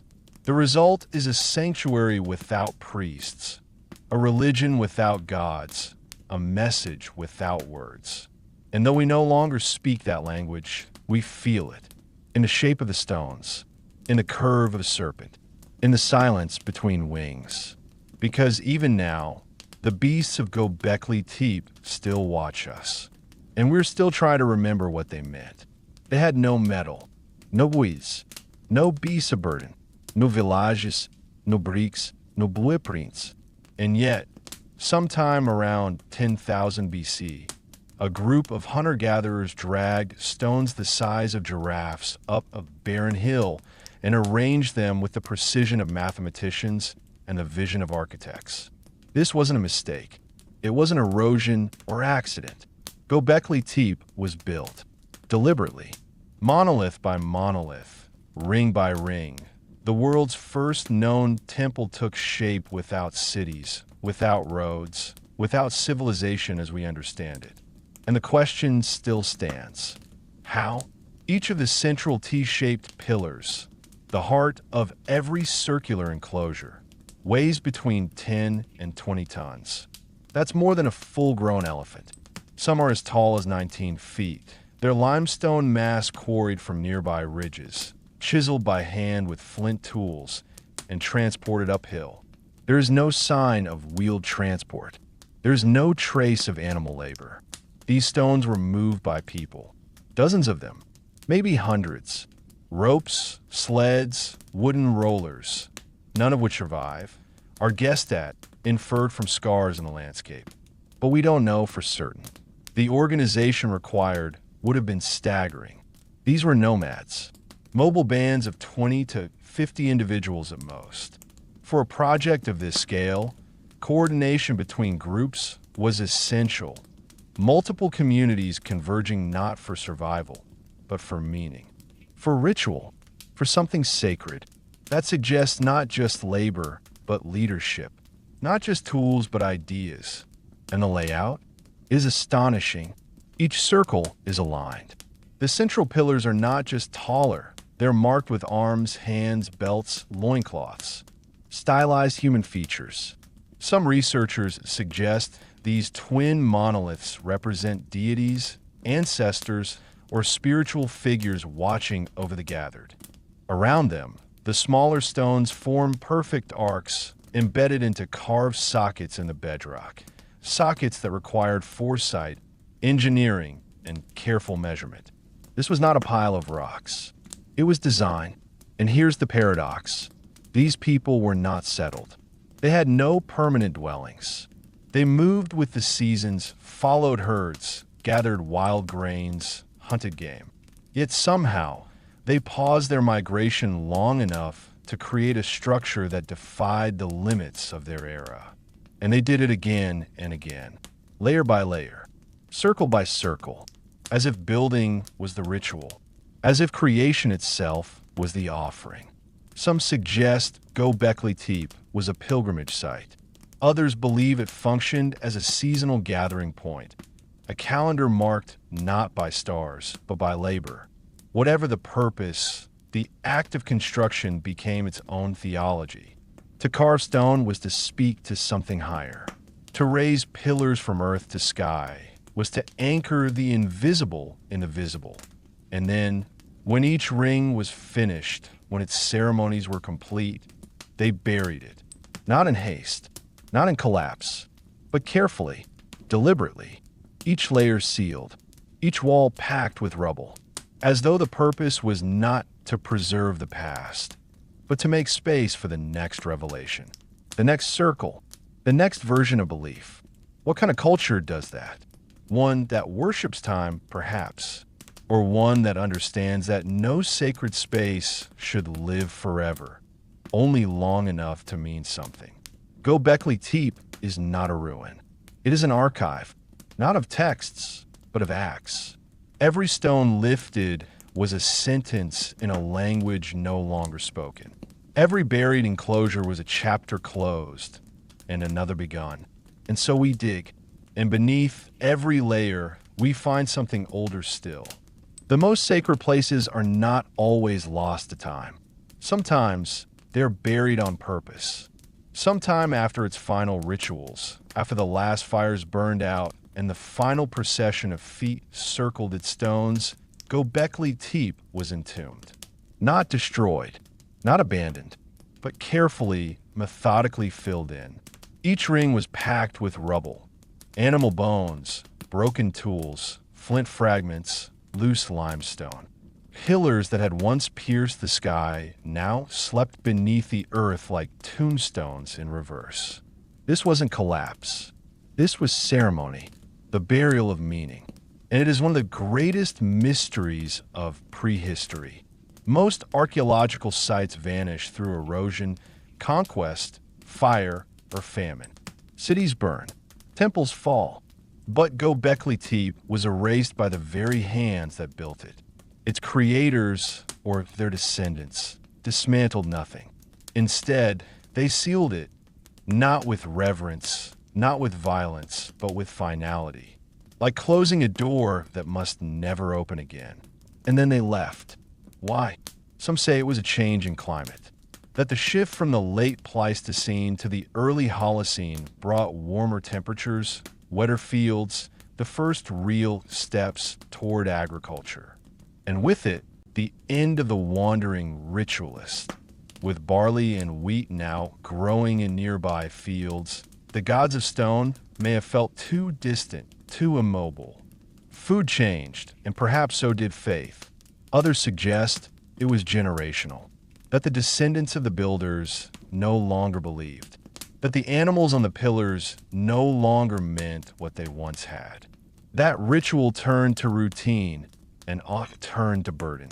The act of dragging stones up a hill lost its fire, and in its place came something new: villages, pottery, fences, homes.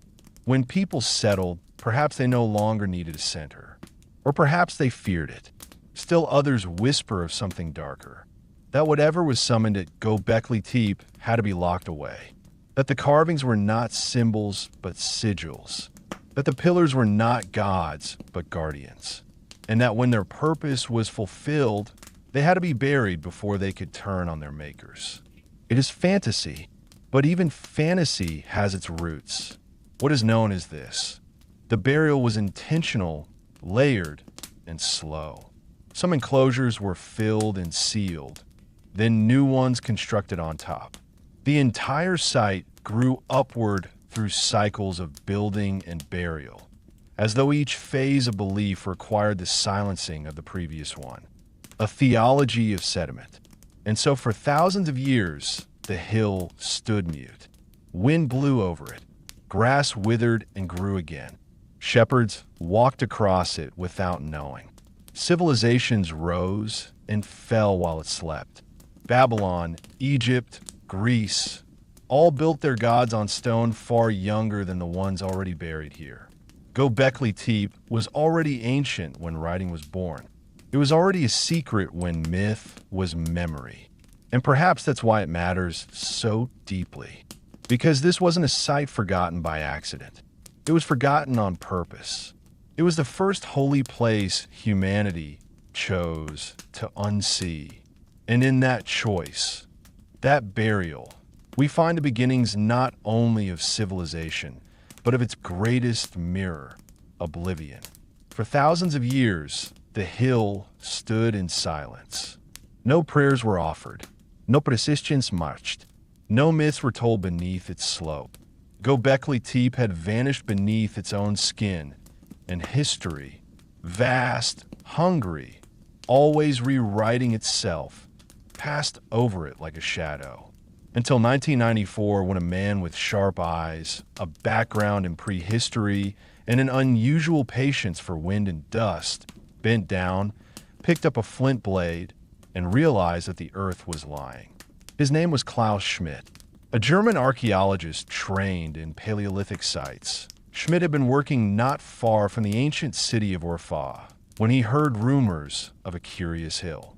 Farmers had been clearing the land and unearthed strange shaped rocks, fragments of pillars, decorated stone. The area was already marked on maps, but dismissed as unremarkable. A Byzantine cemetery, perhaps, or a Roman outpost. Nothing unusual, but Schmidt had a different instinct. When he arrived at Göbekli Tepe, he saw not randomness, but arrangement. He saw architecture in the scatter of stone. He knelt in the dust and let the hills speak. What followed was not just an excavation. It was a revelation. Over the next 2 decades, Schmidt would oversee the gradual uncovering of a lost world. Circle after circle, each filled with pillars more ancient than the pyramids, more mysterious than the ziggurats of Mesopotamia. He found no walls, no homes, no hearths or grain silos. This was not a city. This was not a village. This was something older, a place of gathering, a sanctuary carved by people who should not have been able to build it. And yet they had. Schmidt's discovery shattered the central dogma of archaeology, the idea that religion emerged from civilization, that temples were the byproduct of cities. That belief came after bread. Göbekli Tepe said the opposite.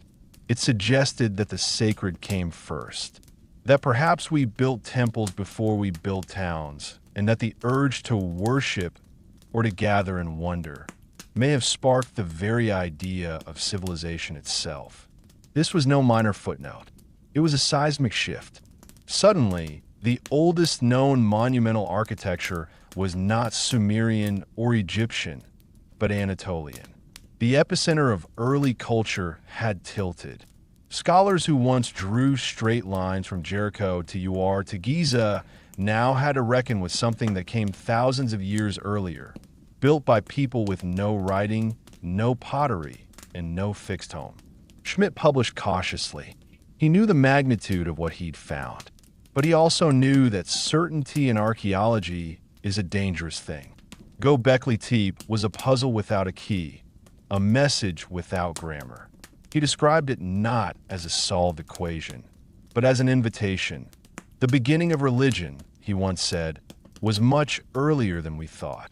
He died in 2014, but his legacy remains carved into the hill itself. The dig continues, now protected, debated, visited by scholars and tourists alike. What he unearthed was not just a temple, but a new lens. A reminder that history is full of false starts, forgotten firsts, and buried truths that wait millennia to be heard again. Göbekli Tepe was always there. It just needed someone to listen. They stand in silence. They do not kneel. They do not speak. Their arms are carved against their sides, their hands folded across their bellies, their shoulders broad, like guardians. And yet they have no eyes, no mouths, no features at all. Just stone, tall, unmoving, unknowable. These are the T-shaped pillars of Göbekli Tepe, and perhaps the most haunting icons of prehistoric belief. There are dozens of them, in every excavated circle, and likely in many still buried. The 2 central monoliths dominate the space. Taller than the outer stones, arranged face to face, they rise with a presence that cannot be mistaken for decoration. They were meant to be noticed. They were meant to be watched. Or to watch. But watch what? And who were they? Look closer, and details emerge. Some of the pillars have arms. Carved low on the shafts, subtle but unmistakable. The suggestion of elbows, hands, fingers. Around their waists, stylized belts. Hanging from the belts, what look like loincloths or ceremonial fox pelts. These are not just stones. They are figures. Anthropomorphic. Human-like, but not human. The decision to leave the faces blank was not an oversight. It was a statement. Because in a world before names, before temples had idols and gods had thrones, perhaps the divine was not something seen. Perhaps it was something felt, enormous, impersonal, faceless. A force, not a father. An intelligence, not a personality. Or maybe it wasn't about gods at all. Maybe it was about ancestors, elders long gone, remembered not by portraits, but by form. Presence, mass, Some archaeologists suggest these pillars represent deities. Others argue they're spirits, not individuals, but embodiments of roles: hunter, guide, priest, protector. Still others see them as totemic ancestors, not gods above, but humans remembered and deified. Their blankness, then, is not erasure. It is universality. Anyone could project onto them. And yet, there's something else. In many circles, the two central pillars are surrounded by a ring of smaller stones. Some of those stones are carved with animals, predators, prey, crawling things. The central monoliths are not decorated with such creatures. They are different, above them perhaps, or distinct. The beings on the outside teem with life, with motion. The beings in the center are stillness incarnate. It creates a powerful image, a cosmic stage where chaos and vitality whirl around a central, silent axis. The carvings of lions, scorpions, vultures, and serpents are the dance. The T-shaped sentinels are the center. The order, the watchers, they are not warm. They are not friendly, but they are not hostile either. They are elemental. They do not smile, but they hold their place. Always. Perhaps they represent what cannot be seen. Perhaps they are metaphors for memory, or permanence, or time itself. Or perhaps they are simply the oldest gods we ever made. Faceless because we hadn't yet decided what a god should look like. And in that formlessness, they are terrifying and beautiful. When the dust settled and the stones of Göbekli Tepe rose once more into the light, it wasn't only archaeology that shifted. It was history. It was theology. It was the blueprint of civilization itself, cracking open to reveal a truth buried too deep for scripture, too ancient for myth. This wasn't just a site. It was a detonation beneath every neat timeline that placed agriculture before belief, farming before gods, and cities before temples. Before Göbekli Tepe, scholars believe that organized religion began around 5,000 years ago, with the great temple complexes of Mesopotamia, ziggurats, priesthoods, tablets. Sacred space, it was thought, was a luxury of sedentary life. But here was proof, carved in limestone and silence, that humanity had gathered to worship before it gathered to sow, that the sacred had pulled us together long before the plow. That single revelation continues to ripple outward. Textbooks changed. Lecture halls rephrased. Civilizations once seen as primitive were reconsidered as spiritual visionaries. And the very question, what does it mean to be human, had to make room for a much older answer. One without cities, without books, without kings, only circles and stones and something like awe. Religious scholars took notice. The idea that belief might not be a consequence of civilization, but its cause shook the foundations of sacred narratives.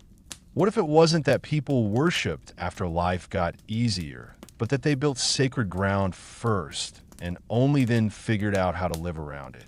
What if we didn't plant crops to survive, but to stay near the places that felt holy? Göbekli Tepe became a theological riddle. It predated gods with names. It predated temples with altars. It offered no commandments, no creeds, only stones, animals, silence. And yet, something in it speaks directly to the spiritual instinct, the human impulse to reach for meaning beyond the visible. It is religion before religion, myth before memory. Anthropologists, too, were forced to rethink. If nomadic hunter-gatherers could build this, what else might we be underestimating? What other gifts from the deep past remain unrecognized, still buried beneath hills we think we understand? The neat lines that once separated prehistory from civilization began to blur, and in their place a vast, uncertain, humbling landscape emerged. One where early humans weren't primitive, but profound. But perhaps the greatest aftershock was psychological. Because Göbekli Tepe doesn't just reframe our history. It reminds us how little we know. It humbles us in the face of time. This hill, barely a bump in the Anatolian earth, hid a secret for over 10,000 years. It was older than the wheel, older than writing, older than the idea of kings. And yet it waited, not in silence, but in stone. And when it returned to light, it didn't just speak of the past. It asked us what we thought progress really means. Stand at the edge of the hill. Let the wind roll over the stones. Close your eyes, and for just a moment, forget the world you know. Forget cities, forget satellites, forget roads, names, borders. Let your breath match the silence, and let your imagination fill the void. You are standing not in front of ruins, but in the echo of a beginning. Göbekli Tepe is not just old. It is the oldest. It predates writing by over 6,000 years, Stonehenge by over 5,000, and the pyramids by more than 3.5 millennia. When these pillars were first raised, there were no nations, no laws, no herds to tend, no wheat to grind, just wandering bands of humans caught between beast and idea, still waking up into consciousness. And yet, here they built something greater than survival. They dragged limestone uphill, arranged circles in geometry that hints at memory, myth, and order. They carved foxes, scorpions, vultures, not just animals, but symbols. They lifted T-shaped monuments higher than themselves. And in doing so, they lifted themselves into story, into culture, into the long breath of human longing. We do not know their names, but we feel their presence. The site itself does not answer us. It resists clarity. There are no walls to protect, no hearths to mark life's rhythms, no treasures to loot. It was never a city. It was never a castle. It was something else, something liminal on the edge of wilderness and eternity. A place made not to contain the sacred, but to summon it. And what they summoned, we may never fully understand. Some say it was the earliest temple. Others say it was a calendar, an observatory, a ritual theater, an ancestral tomb. Some even whisper it was a portal between worlds, between lives. But perhaps that is the point. Göbekli Tepe refuses to be labeled. It is not about certainty. It is about reverence. Reverence for something larger than the individual, for the cosmos, for death, for story. And maybe that is what still draws us there. Because in a world that moves too fast, forgets too quickly, and worships the new as if time itself were a threat, Göbekli Tepe reminds us that we are old, that our hunger for meaning is old, that the questions we ask, who are we? Why are we here? What lies beyond the visible? Are not modern. They are carved into the bones of our species. We were never alone in this search. Not now, not then. Every generation stands at its own hilltop and wonders what lies beyond. Göbekli Tepe does not speak back. It only stands, silent, enduring, watching. And in that stillness, it says more than monuments of marble or tomes of theology ever could. It says we have always been human, long before we knew what that meant. Greek fire and other things that shouldn't burn. It didn't just burn, it clung. It stuck to sails, to oars, to skin.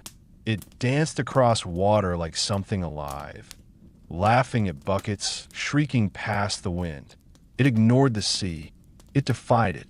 When the sailors of the Arab fleet first saw it launched at them from Byzantine siphons, they didn't see fire.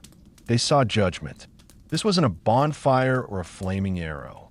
It was an elemental betrayal, flame that broke the rules.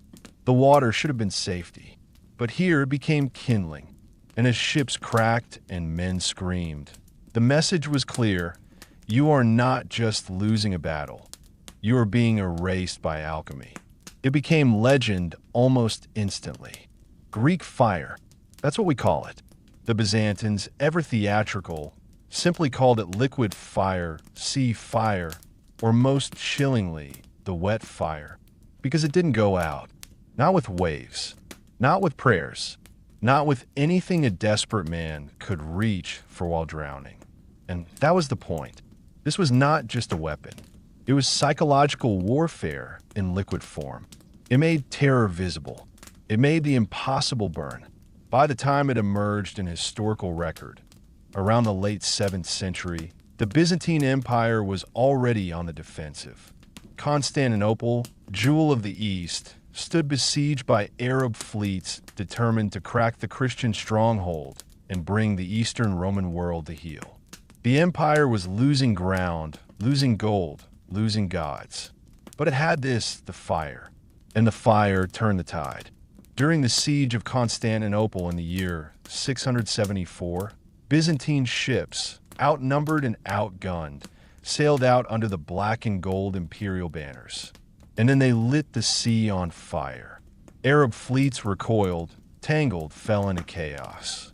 What they faced was not just a chemical cocktail, but a siphon-wielding warship, the medieval equivalent of a flamethrower boat. Picture that. Bronze nozzles mounted to ships, vomiting streams of flame with a roaring hiss, powered by pressure and precision. No one knew what was in it. No one, to this day, knows for certain. Oil? Naphtha? Resin? Sulfur? Saltpeter? Lime? All of the above? Perhaps. But the recipe was a state secret more closely guarded than any relic or coin. So sacred was the formula that it died with the empire itself, passed only from emperor to engineer in whispers and oaths. And even within the palace, only a select few knew how to mix it, how to store it, how not to die while handling it. Because Greek fire didn't forgive mistakes. Stored improperly, it could ignite in its own container. Delivered carelessly, it could torch your own deck. Wind, slope, distance, all had to be perfect. To wield Greek fire was to walk the edge of hell with a smile. And that's what made it so terrifying. Not just to the enemy, but to the empire that used it. This was fire borrowed from the gods. And gods, as history shows, don't lend things for free. History remembers the name. Barely. Callinicus, or Kalinikos, depending on which scribe's candle was flickering when they inked the scroll. A refugee from Heliopolis, the Syrian city, not the Egyptian, a man trained not in war, but in alchemy, optics, and the mysteries of fire. When the Arab conquest swept through Syria in the 7th century, he fled west, toward the one city that still claimed to be the center of civilization, Constantinople. He did not arrive with an army. He arrived with an idea. According to later Byzantine chroniclers, it was this man, Callinicus, who offered the emperor a gift. Not a machine, not a weapon, something far stranger. A liquid, he said, that burned in water, leapt from iron, and obeyed the will of no man, except, of course, his. The court was skeptical until they saw it work, and then they weren't just interested. They were terrified. To understand the impact of Callinicus's invention, you must understand what alchemy meant in the 7th century. It wasn't just proto-chemistry.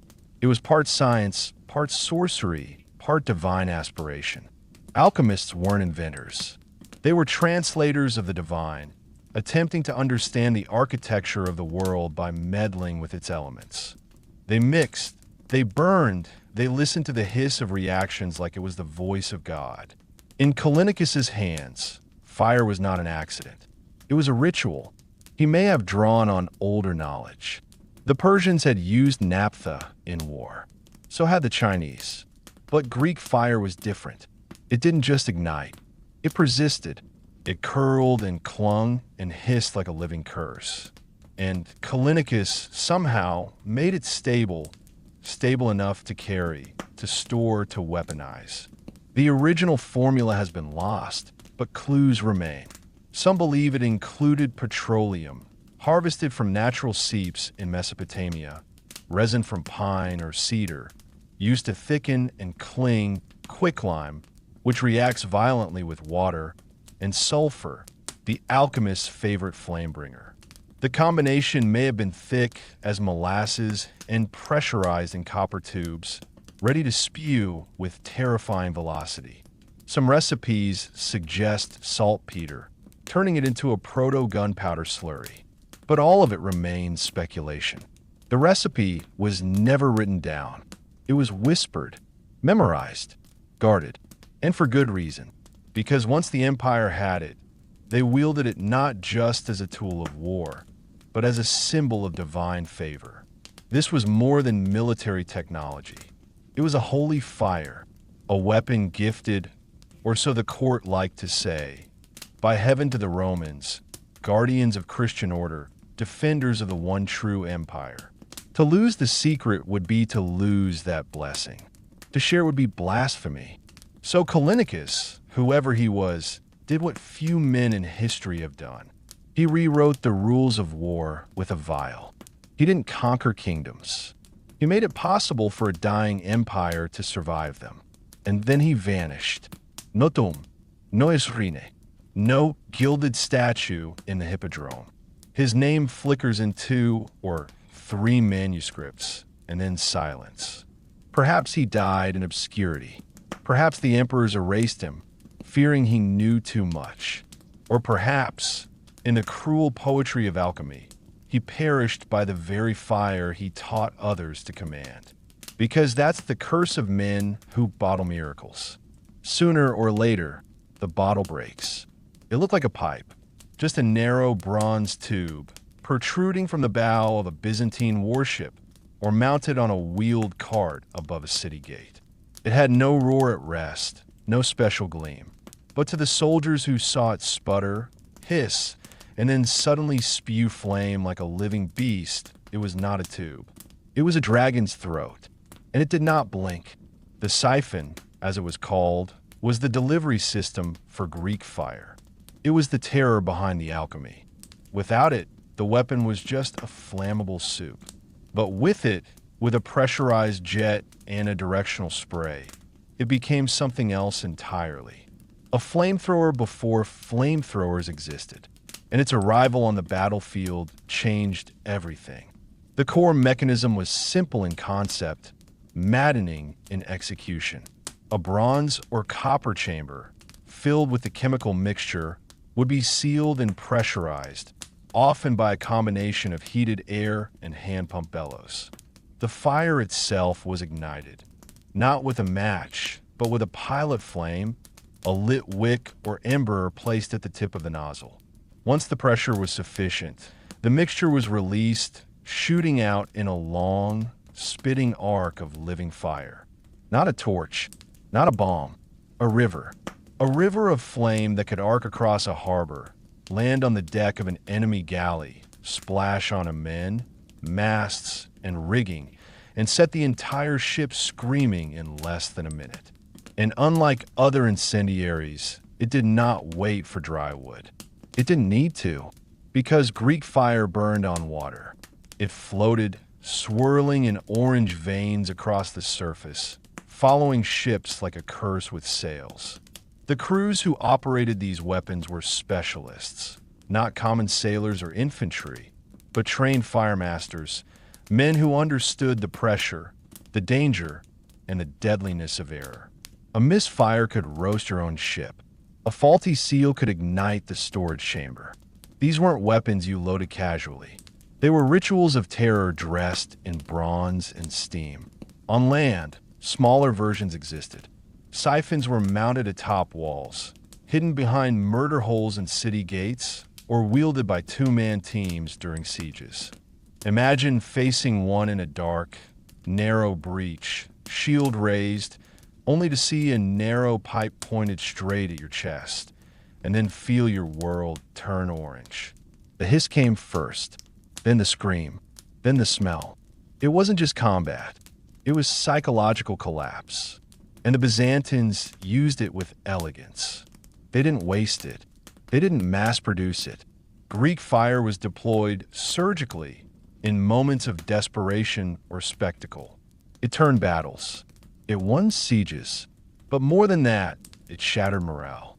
Rumors of it traveled farther than the ships themselves, whispered through enemy camps, scribbled into Arab chronicles, spoken of like a plague you couldn't cure. They said it was the breath of God. They said it was hell bottled. They said the Byzantines had dragons. And in truth, maybe they did. They just built them out of copper and fear. They all tried to steal it. The Arabs, the Franks, the Rus, even the Crusaders. Every empire that brushed up against the Byzantine beast wanted its secret. And why wouldn't they? Greek fire wasn't just a weapon. It was a miracle with a fuse, a rolling thunderstorm you could carry in a jar. In a world where swords still gleamed under torchlight, here was a substance that laughed at armor, leapt across oceans, and reduced whole fleets to floating ash. But here's the twist. No one ever cracked it. They tried. God, how they tried. Spies were bribed. Alchemists were interrogated. Embassies offered gold. Marriages, tribute.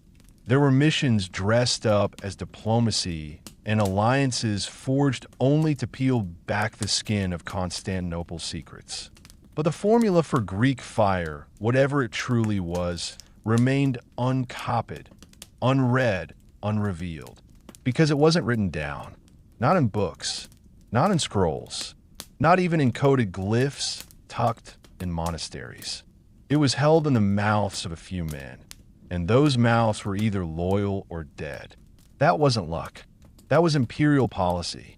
The emperors of Byzantium treated Greek fire not as military property, but as a holy relic. Its production was centralized, hidden, ritualized. The families entrusted with its creation were bound by oaths so absolute that violating them likely meant not just execution, but damnation. Greek fire was considered an extension of divine right, proof that the Eastern Roman Empire was the last anointed heir of Christian Rome. If another power obtained it, the illusion of divine favor crumbled. And so, the empire guarded it with a paranoia that bordered on obsession. Foreigners were never allowed near the siphon crews. Ingredients were delivered in separate shipments from different parts of the realm, using trusted intermediaries who never saw the final process. And the siphons themselves? Constructed in secrecy, stored under armed watch, and dismantled after battle. Even the operators didn't know the full recipe. They only knew how to use it. The fire, like a god, was both worshipped and feared. But fear wasn't limited to its makers. The enemies of Byzantium developed a theology of avoidance. Arab fleets, burned again and again by Byzantine flames in the 8th and 9th centuries, began to deploy sandbags, soaked hides, and vinegar-soaked sails in a desperate effort to repel the liquid nightmare. Some ships carried amphorae of sand solely to smother burning decks. Others began to pray specific verses aloud when Byzantine ships appeared, as if holy words might extinguish holy fire. The Rus, during their raids down the Black Sea, encountered it and withdrew in terror, describing it in chronicles not as fire, but as a curse. The Crusaders, when they finally marched into Constantinople during the Fourth Crusade, tried to seize the secret, but found nothing. The makers had vanished. The fire, or what remained of it, had already been hidden or destroyed. And here's the poetic tragedy. As the centuries passed, the empire declined. The borders shrank. The gold ran dry. But the fire remained in memory, in story, in fear. Yet when Constantinople finally fell in the year 1453, not to Crusaders, but to the Ottoman Sultan Mehmed II, the fire was silent. The walls cracked. The city burned. But Greek fire did not return. It had either been lost, or the last of its keepers had chosen death over betrayal. Because some fires are too sacred to sell, and some secrets, once burned, refuse to reignite. The moment something becomes legend, people stop asking if it's real. They start asking how to copy it.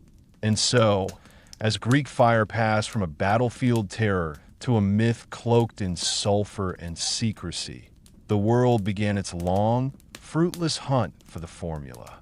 Not out of academic curiosity, but out of envy, fear, and the hunger for the same kind of power that turned ships to charcoal and armies to memory. What emerged in its place was not understanding. It was alchemy by rumor, 1,000 recipes, none of them right. By the 11th century, Arab military manuals were already teeming with approximations. Some suggested mixing sulfur with bitumen. Others added quicklime, pitch, and camphor, turning the formula into something more volatile than useful. One Egyptian manual claimed the secret lay in a particular tree resin that only grew near the Tigris. Another insisted the fire could be summoned with powdered lightning stones ground under a full moon. In Baghdad, scholars translated Greek treatises in hopes of finding a clue, a scribbled margin, a misfiled glyph, anything. They found nothing. The Byzantines had not written it down. And so, every experiment was a guess. And many of them, predictably, exploded. European alchemists tried next. In the courts of Sicily, France, and the Holy Roman Empire, bottles of flame-colored oil were passed around like cursed wine. Tinkers died. Scribes went blind. Chimneys burst open with unholy shrieks of smoke. One monk in 12th century Rouen reportedly burned down an entire abbey while testing the breath of God. In some recipes, the fire was alive. It needed to be fed. In others, it could only be ignited by a prayer whispered in Greek. One German chronicler claimed the secret ingredient was the tears of a virgin, which were to be collected during an eclipse and mixed with dragon's blood and crushed emerald. None of it worked, but all of it burned something. Still, for all their failures, the copies kept spreading. And with them came the myth of control. People wanted to believe you could tame Greek fire, that with the right combination of heat, will, and godly patience, you could recreate the weapon, but without the curse, without the mystery. They didn't understand that the power of Greek fire wasn't just chemical. It was theatrical, psychological. Byzantine generals didn't just use it. They unveiled it like a divine intervention, precisely when the tide was turning, as if the heavens themselves had chosen a side. The imitators didn't have that timing. They didn't have the belief. They had puddles of goo that sometimes caught fire and sometimes caught them. By the 14th century, the age of true Greek fire was over. But the legends grew louder. Every unexplained blaze on a battlefield, every catastrophic ship fire was blamed on it. The Ottoman Turks, now ruling much of the eastern Mediterranean, were rumored to possess it. They didn't. The Venetians claimed to have stolen a formula from a defector. They hadn't. A treatise from Toledo listed over 27 different recipes, each more ridiculous than the last. One even included distilled thunder. But the fire never came back. It had lived briefly in copper chambers, in the breath of siphon crews, in the prayers of emperors who needed miracles. Now it lived only in manuscripts, miscopied, mistranslated, misunderstood. Not because the world forgot how to make it, but because it had never really known. And so the world was left with ashes, echoes, and the flicker of a flame it could no longer name. Some technologies die because they are surpassed. Others vanish because they are feared. But the rarest kind, the ones that disappear completely, die because they are too powerful to be trusted. Greek fire belonged to this last, most haunted category. It didn't fade away because it stopped working. It faded because the world around it changed, and the price of control became too high. By the 13th century, the Byzantine Empire was a shadow of its former glory. Its borders had shrunk, its gold drained, its prestige tarnished by civil wars and crusader betrayal. But even as palaces crumbled and armies mutinied, Greek fire remained a secret hoarded like a holy relic, locked not in cathedrals, but in the fragile minds of aging engineers and the forgotten vaults of a city surrounded by enemies. And yet, no emperor after Alexios I dared unleash it with the same fury as those who ruled in the fire's golden age. Why? Because even the empire had grown afraid of its own invention. Fire, once set loose, has no master. The storage was unstable, the deployment dangerous. The personnel who knew how to build and fire the siphons were either dead, retired, or exiled. The imperial bureaucracy, now mired in theological disputes and financial collapse, no longer had the capacity to sustain such delicate and devastating machinery. What remained was memory, a fear-shaped silence, a weapon kept in its case for too long, until even the key was forgotten, and the world was moving on. By the early 14th century, gunpowder had entered the Mediterranean. First as curiosity, then as revolution. Cannons didn't float on water. They didn't hiss or scream, but they did something Greek fire could not. They shattered walls. Gunpowder made fortresses weep, made ships explode. It didn't burn slowly or mystically. It exploded with force, not with fear. And that difference mattered. Where Greek fire had once been awe-inspiring, it now seemed unreliable, even primitive. It took specialists. It took faith. It took timing. Gunpowder needed none of that. Any kingdom with silver and sulfur could learn to make it. And so they did, fast and without superstition. And yet, no gunpowder weapon ever inspired the religious dread Greek fire did. Because fear, as the Byzantines understood, isn't just about destruction. It's about impossibility, about bending reality in front of your enemies. And Greek fire, in its prime, had done exactly that. So why wasn't it revived? Because by the time empires had the means, they no longer had the mindset. The Ottomans, inheritors of Byzantium's eastern dominion, were pragmatic conquerors.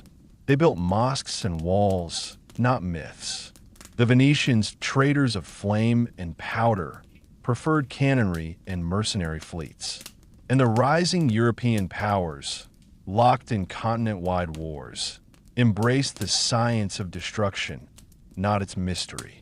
The age of symbolic weapons was over. The world now belonged to iron, not alchemy. And so Greek fire, which had once turned seas into nightmares, was remembered only in whispers, as a miracle too sharp to survive, a fire that refused to be tamed by progress. It wasn't destroyed. It simply chose not to return. It's easy to talk about Greek fire as a weapon, but that's not what it really was. Because in every age, there are weapons that destroy and weapons that define. Greek fire was the second kind. It didn't just melt wood and boil flesh. It told a story about fear, power, divinity, and the terrifying idea that some nations possess miracles.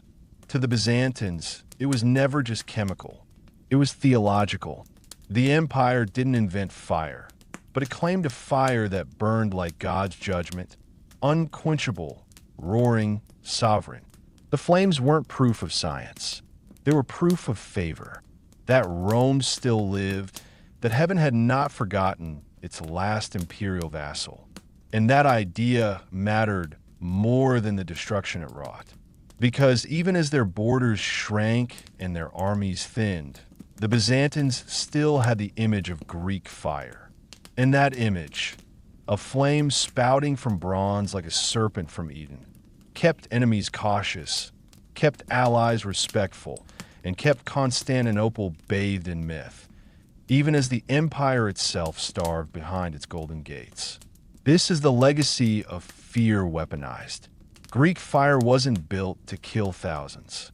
It was built to make one enemy, in one moment, look at his torch and realize, this is not fire.